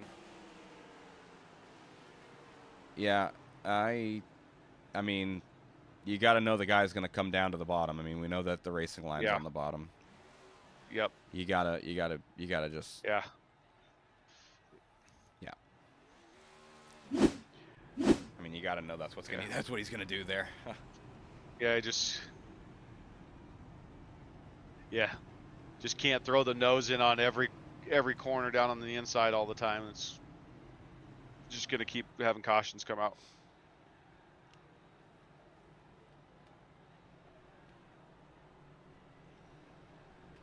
Well, we got the 11 up front, got the 91s back up at second place, and I think the field's allowed the 91 to probably win this race tonight. Potentially. He beat it. He beat himself, and because of the cautions and the way the race has gone, they're going to allow him to go ahead and probably get the victory. Or at least get back up to the front and be up in position to win it, potentially. Yeah, yeah. There's still a lot of race left, and he's got to stay clean. And Baker is still in striking distance, only back in 5th, so. Yep.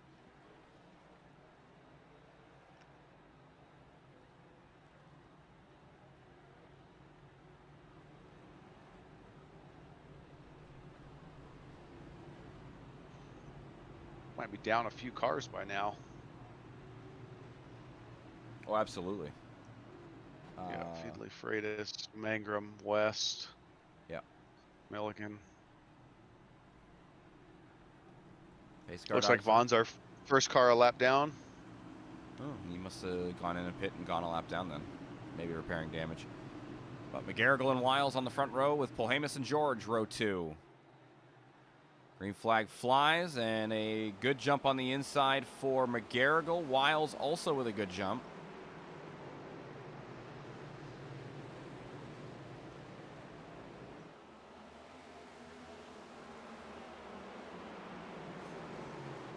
And the 33 gets turned by the 77.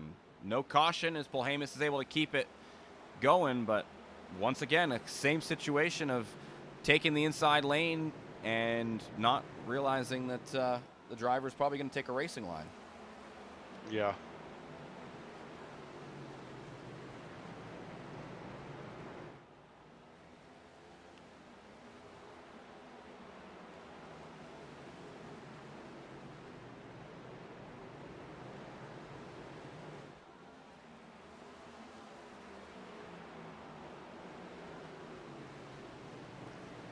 Well, Mr. Chase, we got about 45, 46 laps here to go. I'd like to see these guys keep it green here. There's no reason why they can't. They've had a couple of long green stint runs. Got a few less cars on track. Starting to spread out a little bit. Yeah. We got Ryzen Baker just turned his fastest lap of the race at a 19:08, 19:07. Followed it up with a 19:07. McGarrigle with his fastest lap there too in 19:16. Yep. That 07 though rivaling the fastest lap of the race that Mercado set earlier on.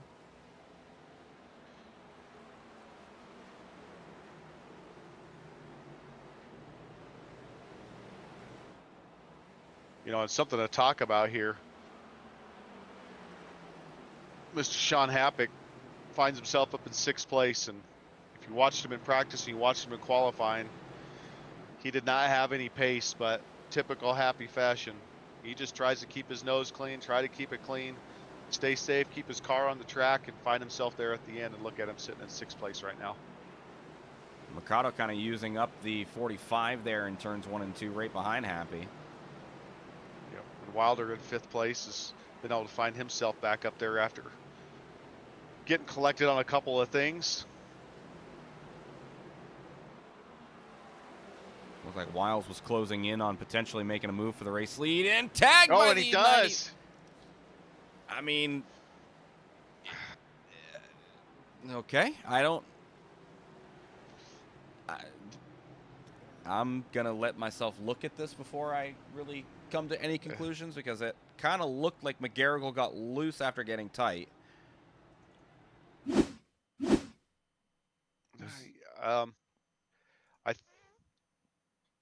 He kind of left the door open for the 91 there. As he just kind of pushes up the track, he does get a little loose. I don't. That's more of a racing deal than anything. There's nothing malicious about it for sure. Yeah, he gets tight going up the track, leaves the door open, tries to close it back off, but by that point he is kind of there. I mean, Wiles doesn't even try to drive through him. He's not even on the gas hard there. Just one of those things. It's just oof. Tires for the 91. Tough. Oh, there you go. He's got his fresh tires and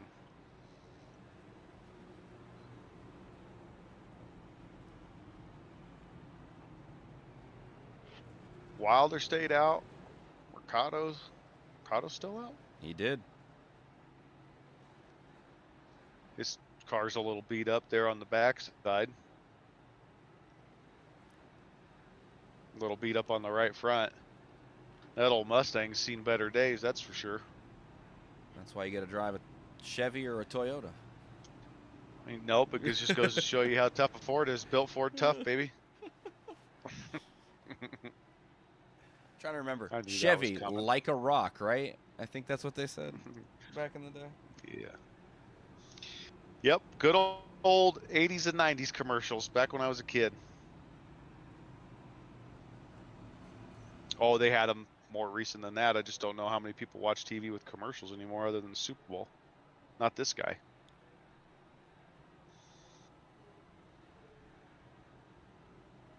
Maybe some other championship games that are on local television and stuff like that, but yeah, Wilder. I don't bother with commercial. Lead. I don't bother with commercials anymore. No point. Yeah. Yep. Unless you're watching a special event, sporting event or something, and it's just part of the broadcast.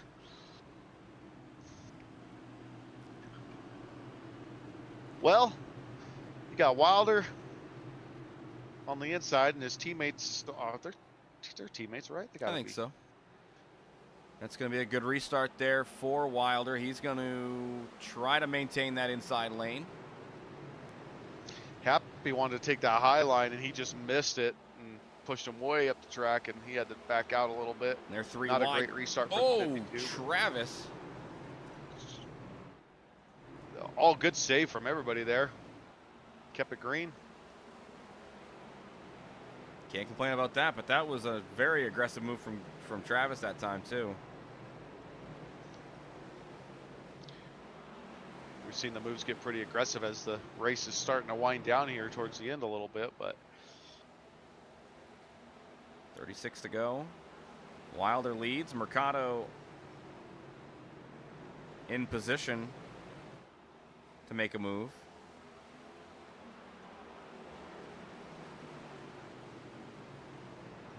Polhamus goes way wide, not wanting any part of Baker.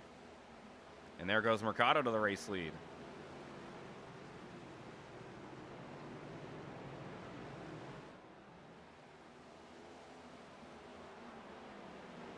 Happy's got a whole gaggle of cars behind him, including Stevenson and Wiles.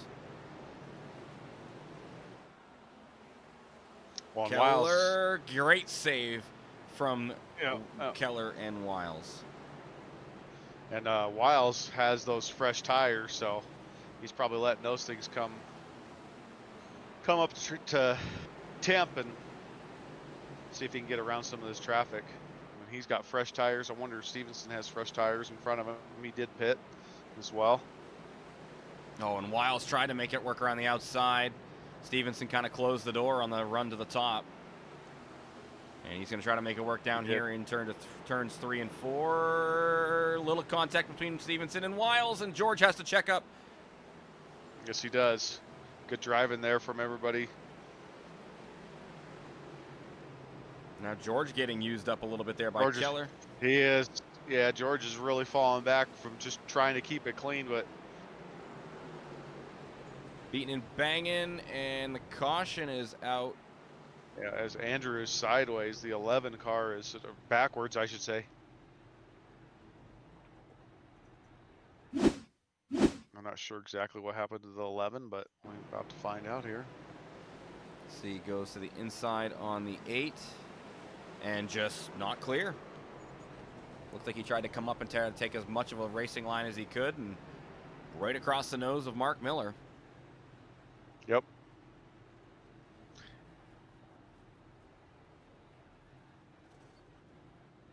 I mean, nothing he could do. No, Miller's just kind of stuck. And Mercado coming down pit road.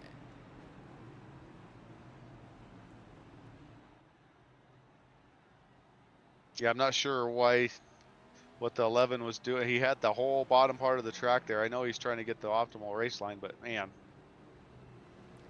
why put yourself at that kind of risk with 28, 30 laps to go, whatever it was.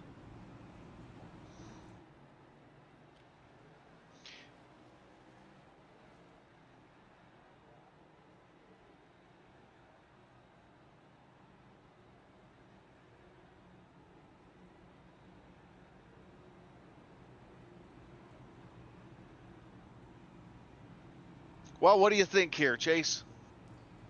Who's your pick to win it with going to be about 25 laps to go once we go back green?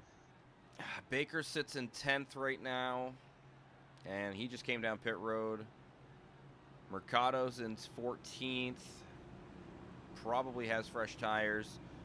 Garrett Wiles has only run a handful of laps on the tires he's got. He sits in 3rd. I mean, with the amount of cautions as we've had already, 17 tonight, I would expect more in the last 27 laps, 26 laps. Spoiler alert, I would imagine there probably are going to be at least one more. So I would say I'm gonna lean towards Garrett. I think the 91's got the speed. It's just a matter of can he get away from the calamity. Yeah, Wiles has got some pretty decent damage right in the center of the car in the front of it. So if he doesn't have any suspension damage, I mean, it's right dead in the front, so right in the middle. We'll see. Rest of his car looks pretty good. Well, Wilder and Wiles both get great restarts.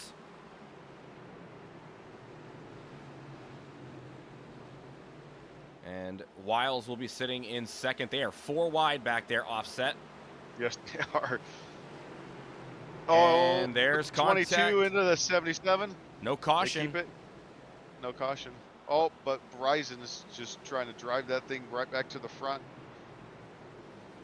Instantly. Not just burn up his tires. 77 sure is fast. And that drives that thing hard. And that moved Mercado up into the top 10, up into 9th.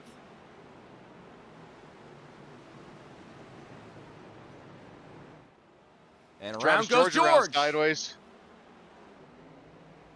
I don't think he wanted to be over there. He got a little help.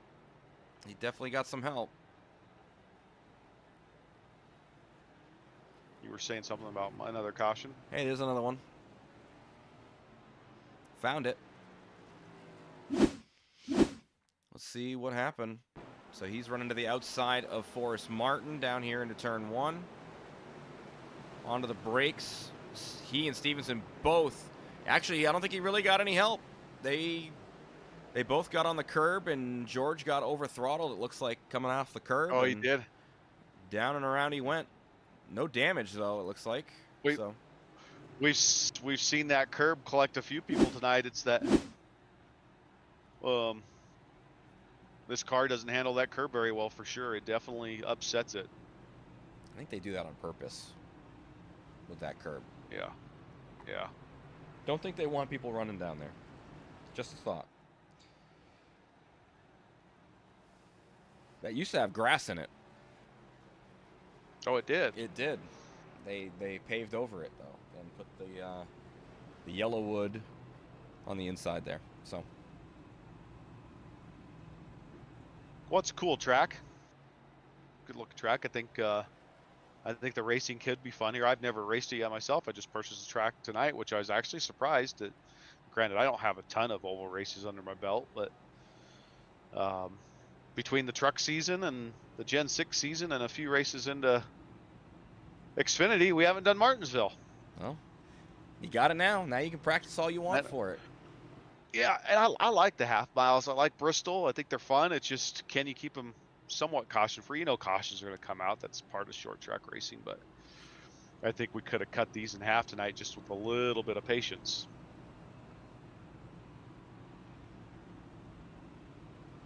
$18 cautions so far tonight.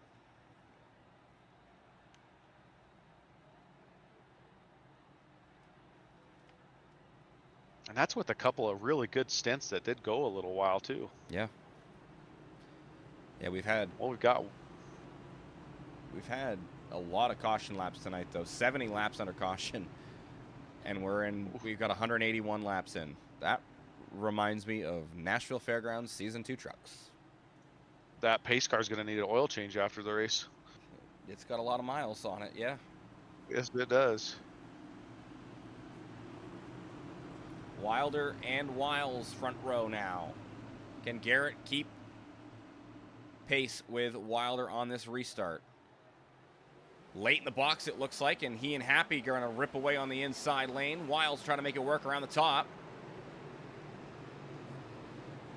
Wilder gets a great jump. And around goes the 11 in the back, and there goes the 77. And the 77 went in the wall. We got a caution.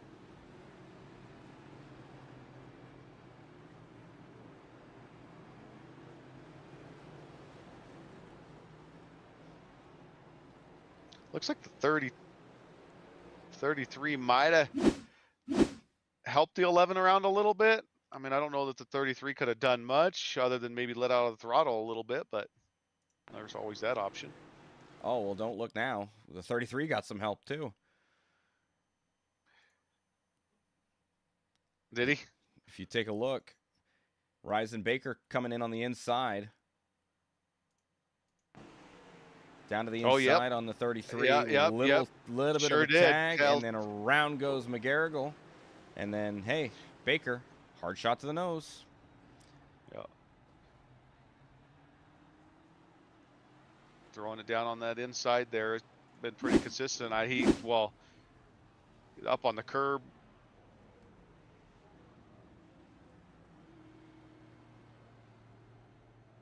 I don't know what McGarrigle's doing right now. You got that many cars that close together on alt going in the corner. Oof. Good recipe for something bad to happen. You know, it's for the 77. He ended up getting the worst of it probably. I mean, at some point though, if cars are sideways, you just got to take your foot out of the gas. You can't. Yeah. No, I agree. 77 just keeps it to the wood, man. And he collected the wall with his front end because of it. I guess McGarrigle's getting a wave around here. I don't entirely know what happened there. Kind of the same deal as what happened, I guess, last time with George and whoever that was with him. The 64, I think, earlier on, where they got the wave around. I can't remember. I'm going to take a look at something here real quick. I'm going to give you some stats.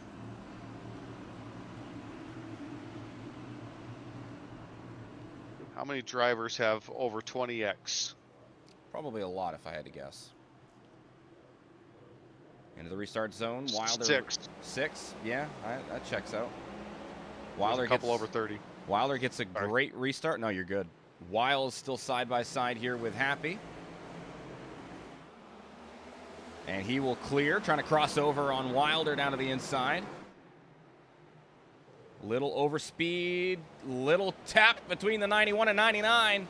Wiles has the inside. The caution is out. Does Wiles or Wilder have the lead, though?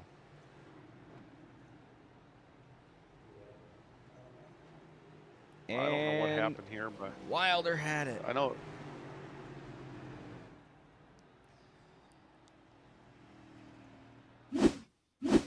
Stevenson was involved. Let's take a look. Yeah, Stevenson was involved. Washes out up the track, gets over throttles. Yeah, we've seen that a few times tonight. From the outside lane, a little bit of an over throttle, getting loose on exit of 4. That's happened a few times. So Wilder was able to hold on to the race lead, but now our 20th caution. And it's getting down to crunch time as we tick over to lap 190. 11 to go.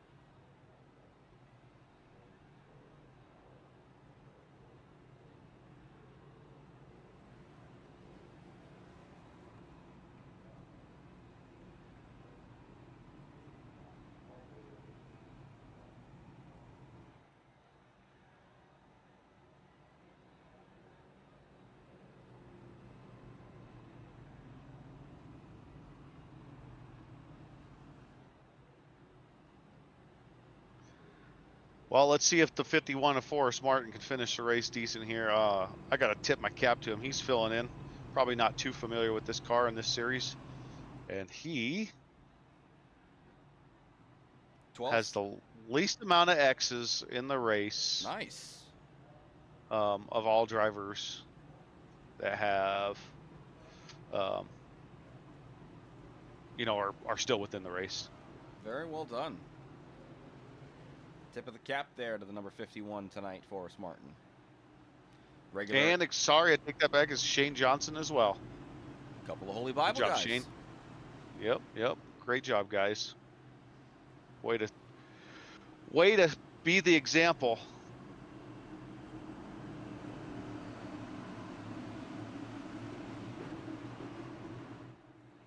All right, here we go. Pace cars in. Wilder and Wiles on the front row once again. And once again, Wilder gets a great jump on the restart. Wiles a little bit better that time. He'll be to the outside of Happy down here into turn 1 and 2. And we'll clear into turn 3. That looked like that might have almost been bad news, but Happy with a very good job of getting that brakes. And watch out, here comes Mercado as well, as he's up to P4. And he's going to get Happy down here into turn 1. And the caution is out again, and Baker gets into Mercado. Whew.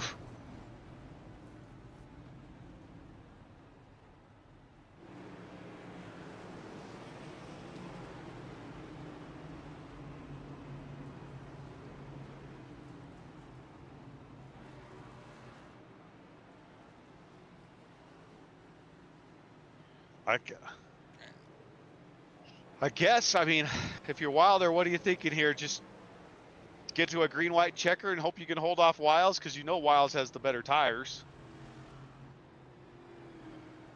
Something like that.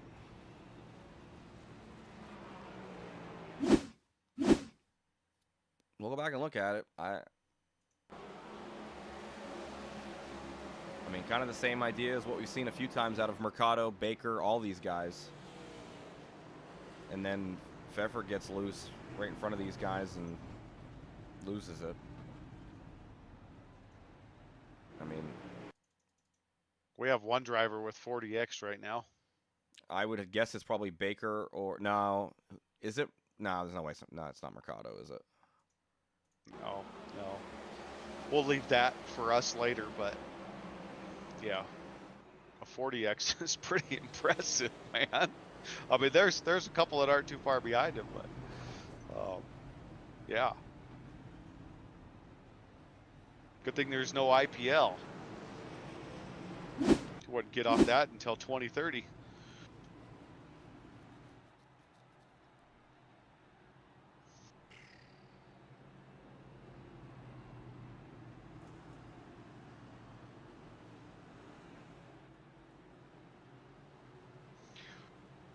Well, let's see if the old 99 car can hold this off and get a victory here. Got his hands full with the 91 on the outside of him, and Hapik just doing his thing. He finds himself in third place. He's trying to keep himself clean. Great job, Happy.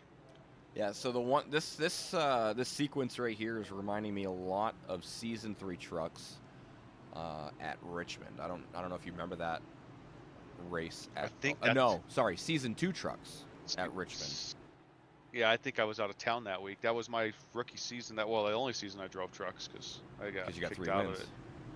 I did. Yeah, so that race at Richmond, myself and Zachary Tyler were racing at the front, and a caution came out late in the race. We had enough fuel to make it, and we were able to stay out front because we got a caution, and then another caution, and then another caution, and then another caution. This is what's happening right now. Wilder in position. Wiles on the outside. Let's see what they can do in the restart zone. They've had a chance to study each other, and a great jump on the inside for the 52 and 99. And he's got Happy to protect him. Maybe. I think he does. We'll see if Happy's able to make a move for the race win too. Oh, jeez! And another flag.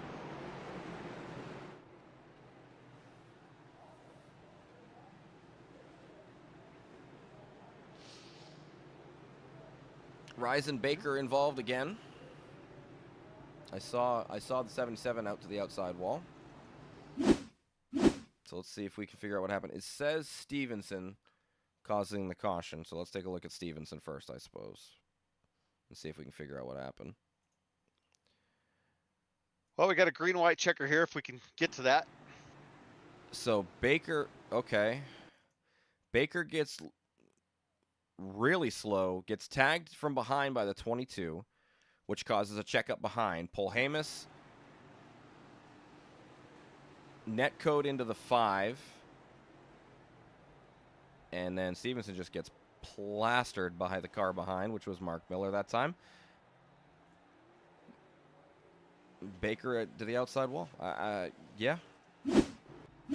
Yeah. Wasn't much the 5 car could do there. He's just trying to. He's just trying to stay clean and.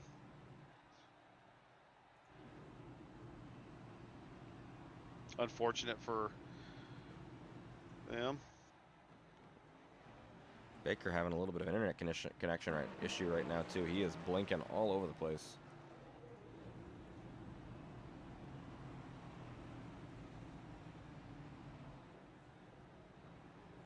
Yeah, he's his ping is 716 right now. Oh, that'll 766. Yeah. Yep. He's bounced down to 475, but that's still 291. So.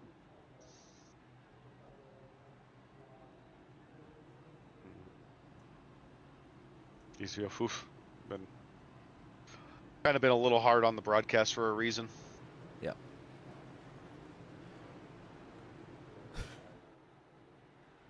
Well, so let's see what. This is our first of the green-white checkers, so we'll see what happens.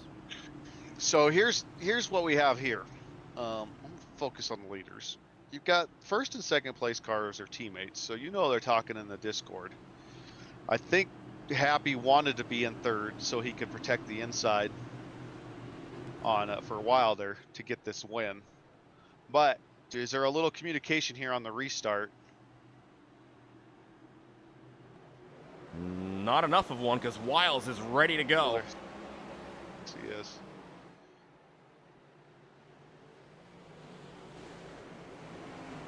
Two to go, so can we keep it? Nope, we can't keep it green because I just saw a wreck in the back. So I was thinking we were going to be fine. Oh, and Happy's I don't know why I was. involved. What happened to I don't know Happy? that was after.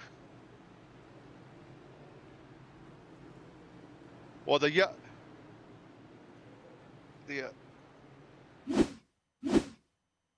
Okay, so The, Happy and Travis, I don't know. We're gonna find out. so the yellow comes out and Happy lets up because naturally when he sees a yellow comes out, he's going to slow down. That's why he stays safe. And the 41.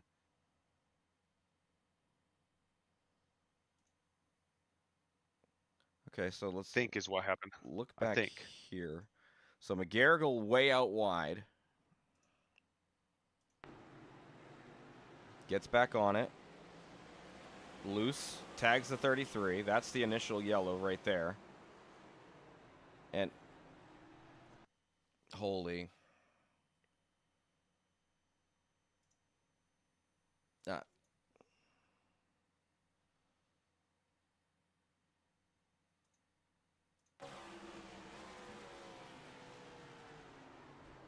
I mean, yep. No words. All right, back out front. Wilder still leads. This is going to be the second of the 3 green-white checkers. At this point, Wilder's like, well, you guys just might as well finish it off.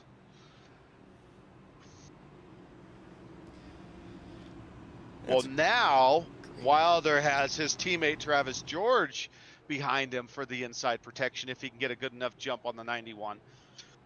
And we know Travis can put a lap down on a short track if he needs to. So this might work out really well for Wilder if he can get the good protection he wants from his teammate. Yeah, and Wiles just talked about it. He said, Wilder, what the heck is this? Go from one teammate behind you to another. And Happy just said he's the faster one too, which we know that because Travis is fast. No offense, Happy, but we know that. Yeah, especially on the short track. Oh, no. Oh, my God. Wilder blinked there for a second. Holy cow. Oh, man. Okay. Well, now you got to be careful if you're Travis to push here as well because we saw that happen last week. Yeah. So we'll see what the restart looks like now. And green flag. Wiles with a pretty good jump. He's not going to be clear of Travis. Travis is going to make him work for it. Travis is going to make him work for it. Wilder loves it. Travis. Oh. Deep dive. A little bit of a lockup from Wiles. They come around, and they take the white flag. It's official this time. Yep. Wilder leading. Travis. Bump from the 91, trying to get the race win. He's going to send it deep down here to turn 3. Locks up. Wilder. Oh, no. Wiles gets it. They're side by side. They wreck across the line, but Garrett Wiles with the win. What a finish. Yeah. Heck of a finish. You can't blame Wiles on that one. And you can't blame Wilder. Those two drivers racing for the win. And Wiles barely. Nothing wrong with that finish. With those, I mean, he does have fresher tires, and he did put it on pole. He did have pace. That was going to be a tough task for Wilder to hold him off for sure. Yeah, absolutely. Well, I think Wilder was really looking for that win because hasn't he missed quite a few races, or a few anyways? He had a substitute driver last week. Okay. And that was Shane Williams who covered for him last week. But Garrett Wiles able to jump out and get the win as he burns some rubber and gets to claim himself a grandfather clock here at Martinsville.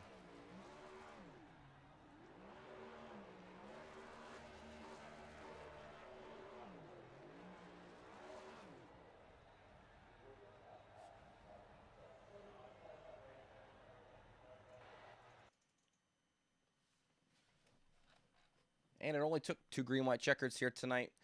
So we will let that rewind a little bit. And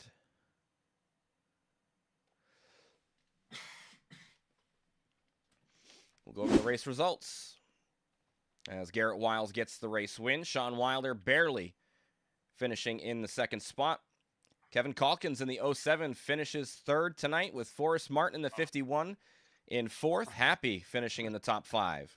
Paul Pfeffer in the 64 finishes 6th with Chris Polhamus in 7th. Andrew McGarrigle led some laps tonight but finishes 8th. Ryan Stevenson in the 5 finishing in the 9th position with Christian McCrelly in the 22 finishing in the top 10. Shane Johnson 11th tonight. Jose Mercado and the 41 will finish in 12th with Travis George in 13th. Ryzen Baker 14th. Then Jace Keller rounding out the top 15. Mark Miller in 16th. Keith Vaughn 17th. And the rest of the field not finishing. So we will just quickly pan over to the rest of those drivers so you can take a look at that.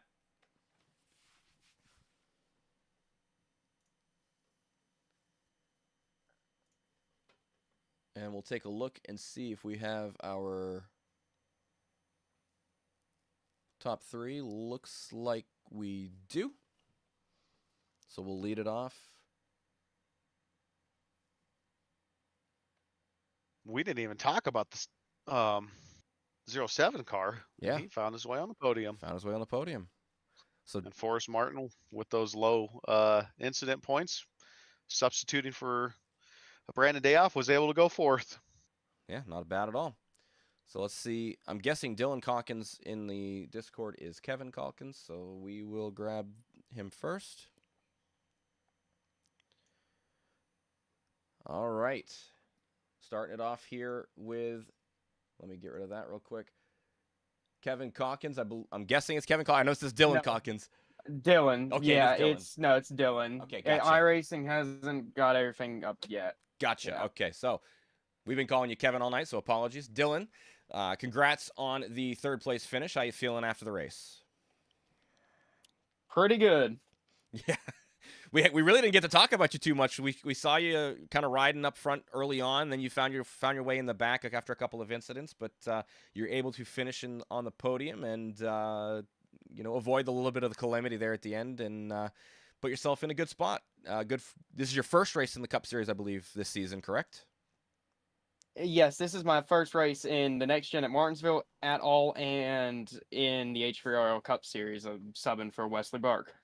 Ah, that's right. You were subbing for Wesley Oh. Burke. Okay, that makes more sense. So that's even better. That's a good finish for Wes then. Perfect. Yes, I was just out there trying to get a finish. Hey. Well, and that you did.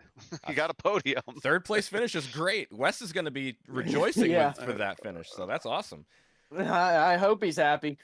Yeah, oh yeah, definitely. Awesome. So how did you feel about the car and the track combo here tonight with the substitution that you were doing? It was really good, really fun. I felt like I was very fast. I was struggling there through the middle of the race after that first incident, but it felt really good. Felt fast. Good. That's all you can ask for, especially at a short track like Martinsville. So obviously you're not racing next week, but unless you're trying to join the Cup Series, of course, because you got a good finish here. But anybody you'd like to shout out before we let you go, Dylan? I'd like to thank Wesley for allowing me to race, for giving me this opportunity. Awesome. And I'd like to thank my family for supporting me and getting me to where I can even drive these cars. Awesome. All right. Great Well- job. Congratulations. Way to fill in. And I mean, man, you represented. I mean, the guy that took 4th was filling in as well. So you guys did a great job. Fill-in drivers won the night. That's for sure. All right, Dylan. Well, congrats on the podium finish here tonight. We'll catch you later. All right, thank you. He disconnected before I could move him. Okay, he's down there. All right. Man, Mr. Wilder. I know this guy's not going to be he's going to be upset Yeah. about this. I think he overdrove his last braking zone to get into turn 3. Well, and I don't think. let's Let's have, ask him. let's have a conversation with Mr. Sean Wilder finishing Thought in he the was 2nd bleaching position. out. Oh, there he is talking. Hey, Sean, up? I know I know you were leading the race there for quite a bit at the end, but you end up finishing in 2nd after a pretty good battle there with the 91 of Wiles. How you feeling after 2nd tonight? Pretty good. I mean, I was kind of aiming for top 10, and then I felt pretty good once we started going. Like I could maybe push for a top 5. The 91 was probably one of the faster cars there. Mercado was fast. Ryzen was fast. There's maybe one other car that I thought like I was probably behind them in pace. Um, but yeah, I'll take the deuce for sure. Uh, Definitely, I just talked with Wiles about it. I was trying to pinch him down, but I kind of pinched him down way too late, and it got him spinning at the last corner there. Yeah. But yeah. So going into 3 on that last lap, did you miss your braking zone and were you wanting that low line and just? Yeah, I thought so. I thought so when I was watching it live. I was pushing too hard. I had to hit it perfect to win, anyways. I think because he had the better pace. I think, and then he had better tires too. Yeah, I just barely missed it. That pit stop strategy me and Happy had, we kind of pit when a lot of people didn't. That definitely helped us and gave us the track position, and then it really helped to have him on those restarts, him and Travis. Yeah. We were figuring out those restarts, and we finally got it down to where Sean can kind of block Garrett off a little bit.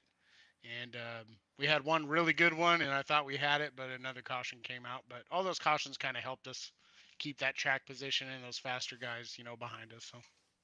Well, they also kept getting caught up in things in the back as well, Ryzen and Mercado in particular. That definitely puts you guys in a good position. And then, I mean, how important was the tire advantage? I mean, did you guys feel like you had an advantage on the tires, or was it just because of the track position that you guys felt like you had a good shot here at the end? Yeah, I don't think tires really mattered all that much. I took right sides on the first stop, but it really didn't fall off like a whole lot. I mean, it fell off a little bit, but not like a ton. I didn't feel like the tires were that much of a factor, to tell you the truth. It was just more kind of the pace and trying to get track position. I had track position. I spun. I don't know. I saw Mercado like when I spun my solo spin. I saw him in my rear view, and then he disappeared, but he spun to the inside, and I thought he blinked out.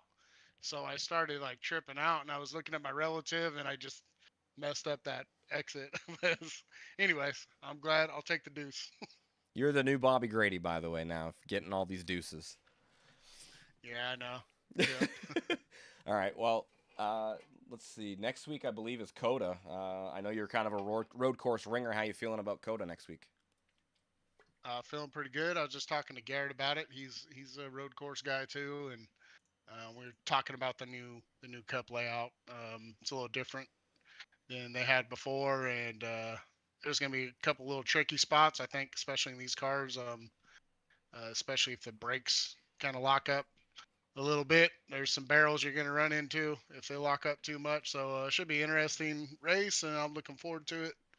But yeah, I'm looking forward to it for sure. All right. And lastly, anybody you'd like to shout out?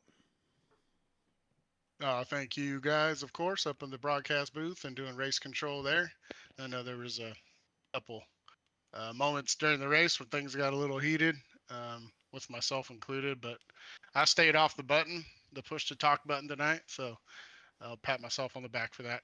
And then I obviously thank my teammates, Happy and Travis, George. We're not really officially a team, but we were all in the same chat, and they definitely helped me out on those restarts and try to keep Garrett back there. But anyways, like I said, I'll take second place for sure. It's definitely going to help in points, and looking forward to the race next week. You have one more shout out to give, the nail on your push to talk. Yeah, I know. I got a new wheel. It's not on there. It's not installed on this wheel. Oh, but man. I was a good boy because the push to talk, it's not in the same spot. So I was like hitting another button. I was hitting something else. You're trying to turn the wipers on. Your car doesn't have any wipers. All right, Wilder. Well, congrats on the second place finish. We'll catch you later.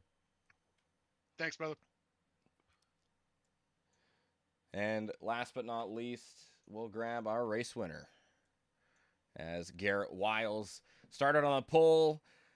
I mean, a roller coaster for you here tonight, man. Started on the pole, then the start violation, gets the black flag, and then, I mean, you battled your way back from laps down, And at the end here, you make a great move down in turns 3 and 4 for the last lap pass. How you feeling after the win, Garrett? Oh, up and down. I mean, going from the pole and then the start of the race was just kind of one of those situations. I got tapped from the back, made me think it was a restart, and I started to go, realized I couldn't, lifted. Nightmare situation, ends up getting a black flag, and then ended up being a 40-second hold with it. Yep. Yeah. So because I was a leader and I jumped, it gave me a 40-second hold. Mercado just had to do a drive-through. But I mean, fighting back, I mean, there's just no quit. And I love Martinsville. Martinsville, Phoenix, and Pocono are my 3 favorites considered oval tracks. Martinsville, I'm not a course guy. I mean, the short tracks, I'm just not my friend. But this track, for some reason, I love this track. I'm very good at this track.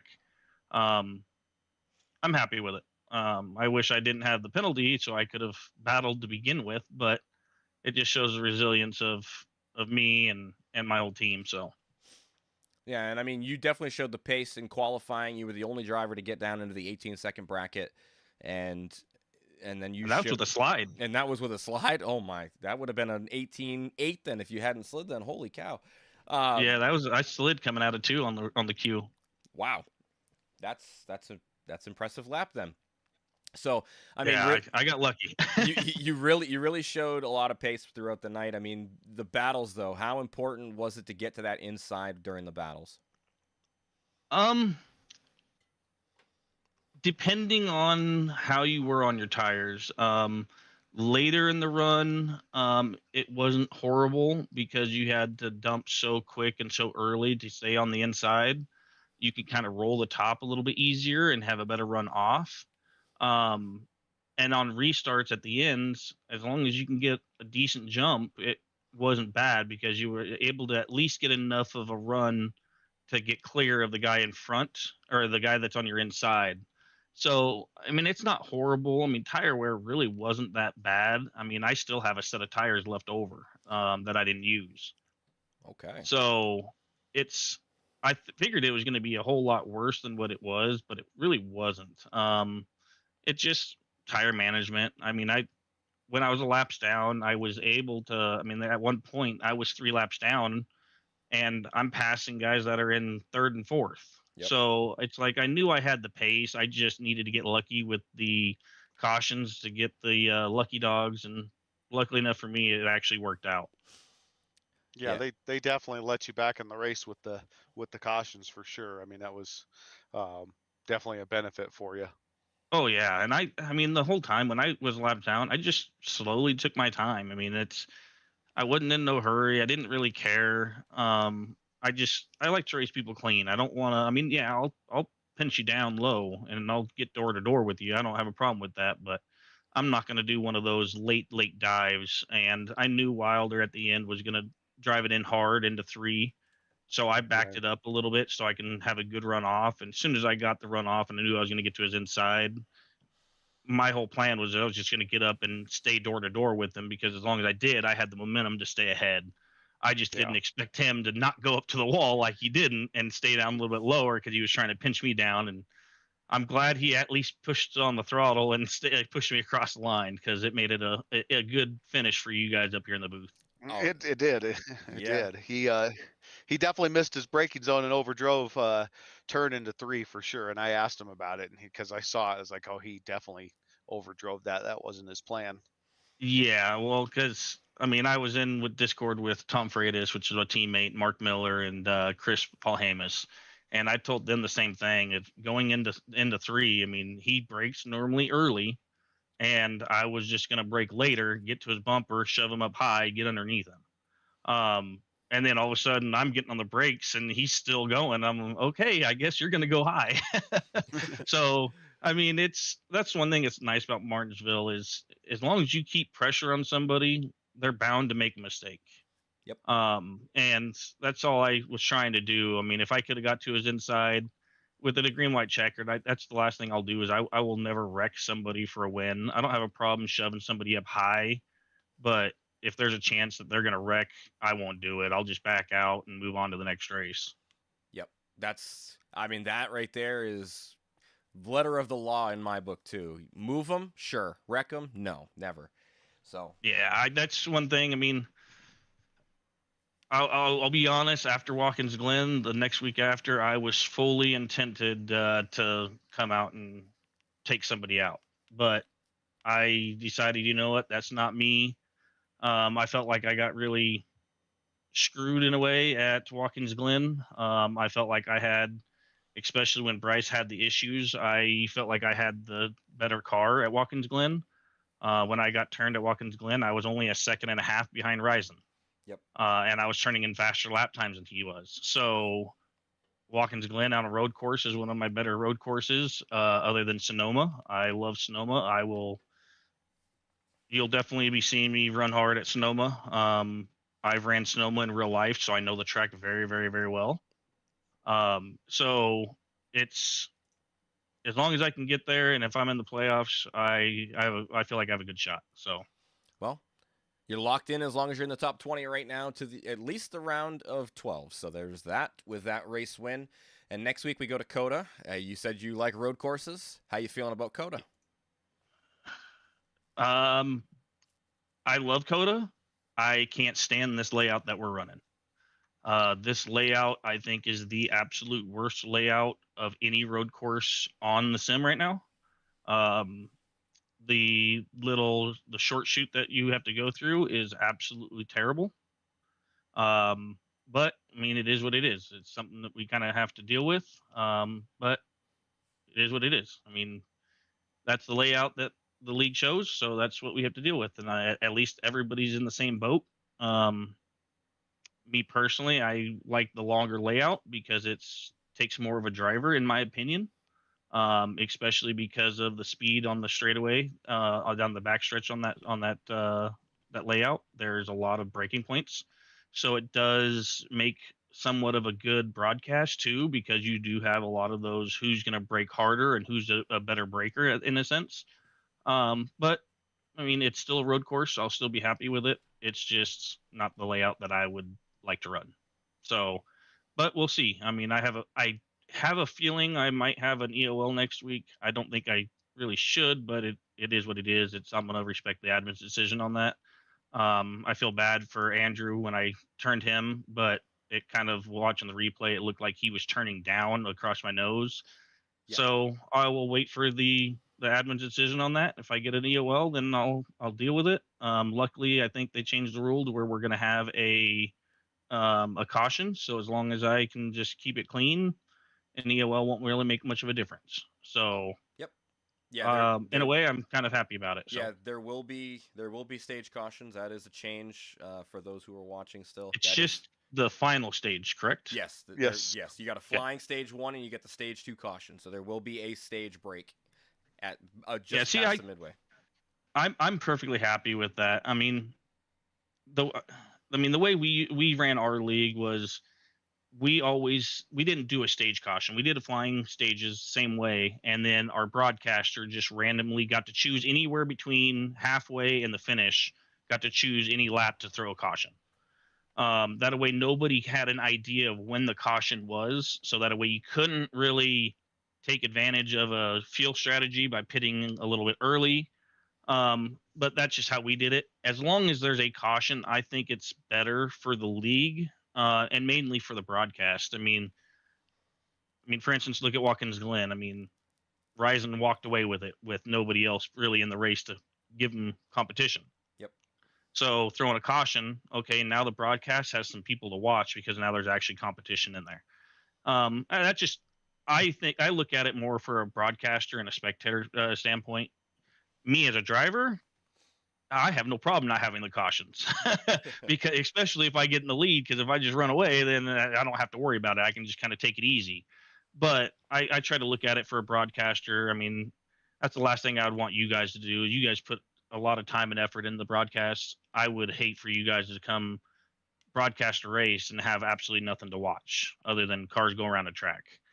So, I mean, that's just my opinion. I mean, again, it's league's decision. I'm going to respect that. The league does a very good job. I'm really enjoying the league, and appreciative of you guys up here. You guys put a lot of work into it and donate a lot of your time to be able to be up here. So I appreciate you guys very much.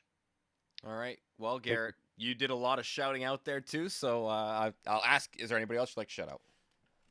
All my teammates, of course, Mark Miller, Tom Freitas, Chris Malhamus, you up here in the booth, all the admins, Happy, and then my family. I mean, if my family wouldn't let me get down here to do this, I wouldn't be here. So I have to thank them for sure, and everybody in this league. I mean, everybody's for the most part for me driving pretty smooth and consistently, and giving me room where I'm giving them room. So it's really nice. I appreciate everybody here. All right, Garrett. Well, congrats on the race win here and locking yourself into the playoffs. We will catch you next week at COTA. Yep. See you guys next week. The 91 of Garrett Wiles there as we watch the race-winning move here at the end of this race as he makes the dive down to the inside of the 99 off of turn 4 for the final time and claims victory here at Martinsville and a grandfather clock, which I don't know if you know about that little tradition at Martinsville as well. The winners at Martinsville get a grandfather clock. Quite a tradition. Quite a tradition. But that will do it here from Martinsville here for High Velocity Racing League and the Cup Series action. Tomorrow, it is ARCA. And I forgot to look at the schedule, but they are racing at Bristol, which should be a very interesting race. We're going from one short track to the other. Short track racing will only make everybody better. Or hopefully infuriate people, one or the other. And then after that, we got Xfinity going to Kansas. That will conclude the race week here from High Velocity Racing League. So stay tuned tomorrow night, same time as always at 8 p.m. Eastern, 7, right? Yeah, 8 p.m. Eastern. Yeah, 7 p.m. Central. Yep. And yeah, we'll see what the ARCA guys can do as they go to tackle the short track, the Coliseum. We'll catch you guys next time.